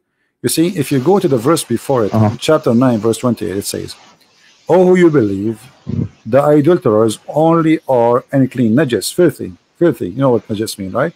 So let them not to come near the holy city." Okay. And so now there's no business because nobody can enter Mecca and people will die. Where is the business? Look what we said. Look at this. So if you fear poverty from losing of their merchandise, this is the translation of the Muslims. Allah shall preserve you of his bounty. How? The verse after it, fight against the Christian and the Jews and force them to pay jizya. Do you see it? Yes. So it was a clear theft. It was. He made an order and now he cannot take it back. He said that those are clean, don't let them come here. And people, they start complaining, how we will live? Who's going to go and visit the Kaaba and spend money here? The Kaaba is a big business. It's a pagan business. So Muhammad, he have to come with a solution. Attack the Christians, force them to pay jizya. And look here at the hypocrite Muhammad. Christians, they worship Jesus as God, correct? Okay. Muhammad is willing to let you worship Jesus if you pay him money. I mean, isn't it obvious? You see, the Jews, they fought people who don't believe. Right? They fought with people who don't believe. So they did not say to them, if you pay us, it's okay for us. This guy, you can bribe his God. Just give him money. Okay, worship whatever you want. You want to worship Jesus? Worship Jesus. You want to worship Obama? Worship Obama. You want to make a Trump as God? No problem. Give us money. This is what Muhammad is saying. Maybe he's just tolerant. He's being nice. No, this is about money, right, my friend. It's in front of you. If you fear poverty, Allah will give you a solution. Don't worry. What's the solution? Attack the Christians. Attack the Christians until they pay you, not until they convert to Islam. Actually, during the time of the Caliphate, there's some Christian villages in Egypt. They send letters to the Caliphate through the Muslims, saying that those villages, they want to convert to Islam because they don't have money to pay jizya. The Caliphate refused. He said, if we make everybody convert, who is going to pay us? Yeah. You know? Yeah. Okay, Christian friends. Thank you for this. This was good. Yeah. So, but did you decide to leave Islam at least? I didn't completely decide, but it's almost there. Almost there. Okay. Yeah. You're fun, my friend. Okay. All right. Thank you. Are you shy to say I'm out of Islam? Is that the reason? Are you like? Do you fear people? No, Do you fear anyone? it's, and of course, yeah. It feels weird, but you know, if I completely leave Islam, it makes me doubt if there's even a God in the first place. Which is, my friend, it's better to doubt a God from worshiping a false God. No problem. Who said that it's wrong to doubt that is a God or not? Actually, a great believer is the one first he question if God exists or not, and then you come to a conclusion, and that conclusion will lead you to enter decision, and then the decision will become after thinking, not being blind. You know what I mean? So nothing wrong. Me myself, who said that I'm born as a believer? That's silly and that's stupid.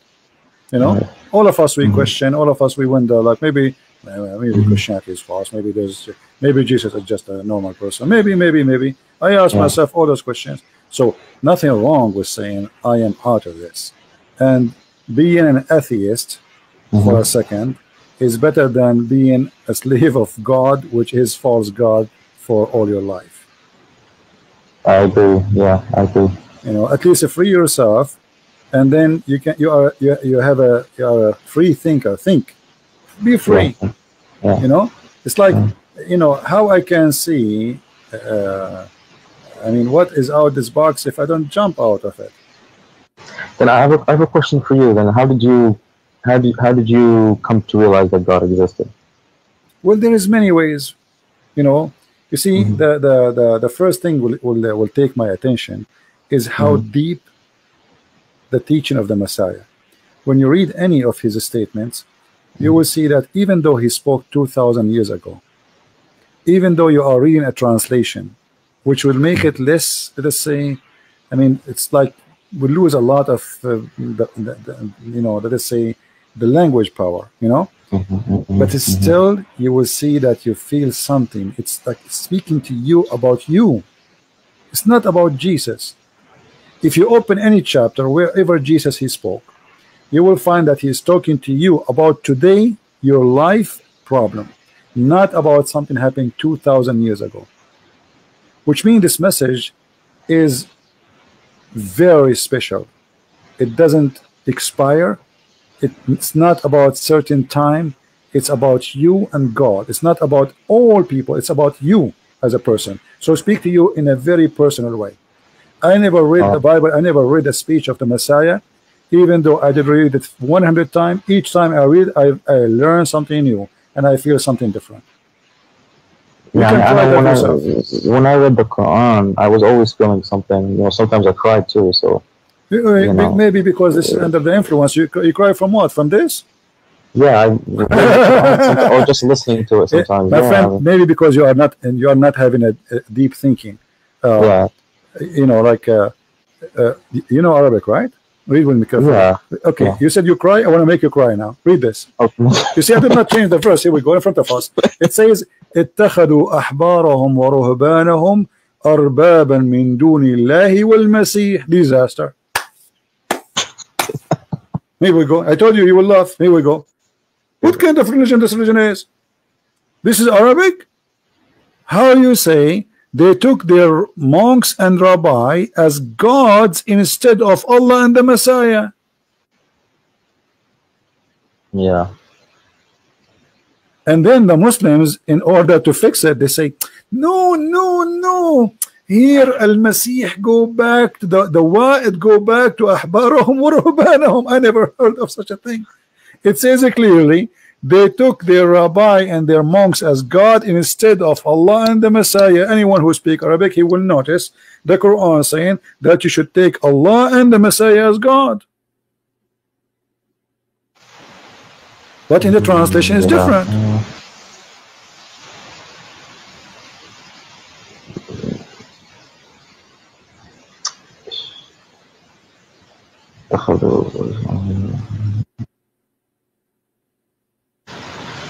Yeah, I don't know. I have to look into that.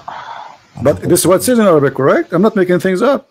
Yeah, no, yeah. Okay, so in the translation, they fabricated, they changed everything, and they tried to say, oh no, here Al-Masih he is saying they took their rabbi and their monks and the Messiah instead of Allah, but it doesn't say that. Arabic is so clear.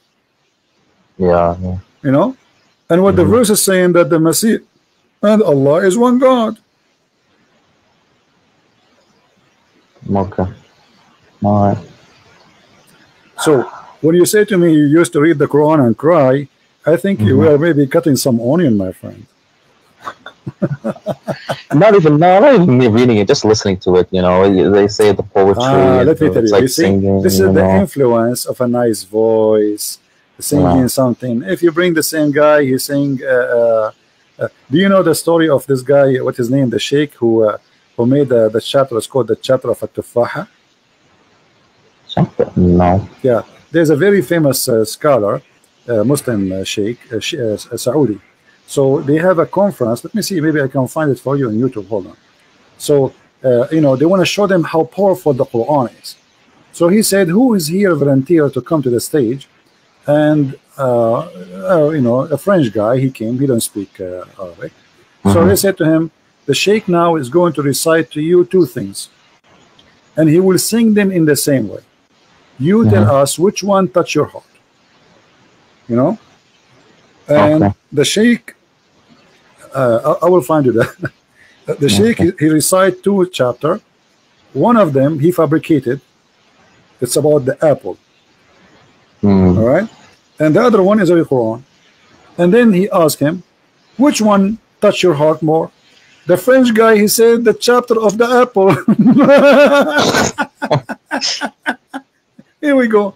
Do you see it in the screen? Search for it. الشيخ العريفي يقرأ سورة التفاح. And this is the guy. Here we go. This is the French guy in the stage. It was a horrible. The guy, he said, okay, listen again. I will repeat it for you again. I don't see. Well, I don't. No, I don't see it yet on your screen. Hopefully, someone can put it in the chat so I can. Oh, okay. Yeah, and this is the French guy. Al-Arifi is very famous person, you know. So, and this is the French guy, and the guy here is the translator, and this is Al-Arifi. So he was saying to him, okay, I will recite for you a chapter, two chapters. One is a true Quran and one is a fake Quran. You tell me which one touch your heart. Al-Arifi, he really did a good job. He sang a chapter which is fabricated. It's called At-Tufah. Hassan singing about At-Tufah, whatever, made it exactly look like Quran. Sound like the Quran. So the guy, that's haram. That's you can't. Well, he want to show them, my friend. He want to show them how he will make him cry. Even the guy, he do not know which one is Quran. The Quran will touch your heart right away. The guy, he chose the apple chapter. And this is very embarrassing and very stupid of them. You know, in the beginning, I thought maybe they get this guy, maybe like, you know, he's one of them. You know what I mean? Like, okay, he will go on the stage and he will say, I chose this one. But looked like it was honest. Honest cry, but it was honest, and this is why they will never do it again. Here we go. This is the link. I will post it here. I wish I can play it because people will die laughing from the singing. And the guy, if you hear his singing, he make it look like Quran, really. You know, I mean, the guy, he really did a very good job. So anyone who don't understand the Quran, if you sing anything sound like Quran, and this guy, because he's a sheikh, he knew exactly how to make any sentence sound like the Quran by singing it. You know what? I'm going to give you the link so you can watch it and you can love when Okay, so hello, what you're saying is, you know, the Bible is from God because when you read it you feel something. Always, my friend, God, that's what you're trying to tell me. That's not only you feel something. You see, there is a present of God in the words, which means you feel something will change you, not something just will touch you for a second and will go. You will change. You will be a different person. So it's not just like, okay, you know, if I go in a hot room, I will get hot, correct? Right. Okay, if I go outside in the cold, I will get cold. But this has nothing to do with God. When I'm in a hot room, I will be hot, right? But if you are really a person who adopt what you just learned, that will change you. It's not about now I'm crying. It's not about I feel something. Okay. It's about I will be a different person. This is why we Christian, I don't know if you heard this term, that we say we are born again. Yeah, so I've heard. with the Messiah, we will be reborn again. Is that physically reborn? It is more than physically born. It's about me being a new person by Christ. So me yesterday, when I was a kid, I don't know how age is yours. When I was young, if I see a person, look at me, I want to fight. If I see a fight in the end of the street, I run there just to join. You know, I used to be a totally different person. Just tell me a fight, I will be there right away in 2 seconds. Don't tell me why. Don't tell me what the reason. You know, I remember once there's the one guy fighting two guys, so I took the side of the one guy because it's not fair. So I took the side, and then we finished the fight. The other two guys, they ran away, and then the guy, he says to me, "So do I know you?" I said, "No." Do I know you? I said, "No, you don't know me. I do not need to know you. Why I need to know you anyway?" So he said, "Why you joined the fight then? Look what happened to your shirt." I said, well, none of your business. Just go. Otherwise, I will fight with you too. So I saw that the guy is alone, and he's not equal to them. He is a little bit short, and they are taking advantage of him. So I joined the fight of the guy who is weak, and I believe this is the right thing to do. But I used to be a different person since I became, you know, in touch with the Messiah. I like, let us say, the process of it changing continue. It's not just something would happen in a second. It's going to be a process. It's like a train going in the right direction. Okay. Got it. All right. Thank you, Christian Prince. All right, I have to go. All right, my friend. Take care. Okay, you too. Bye.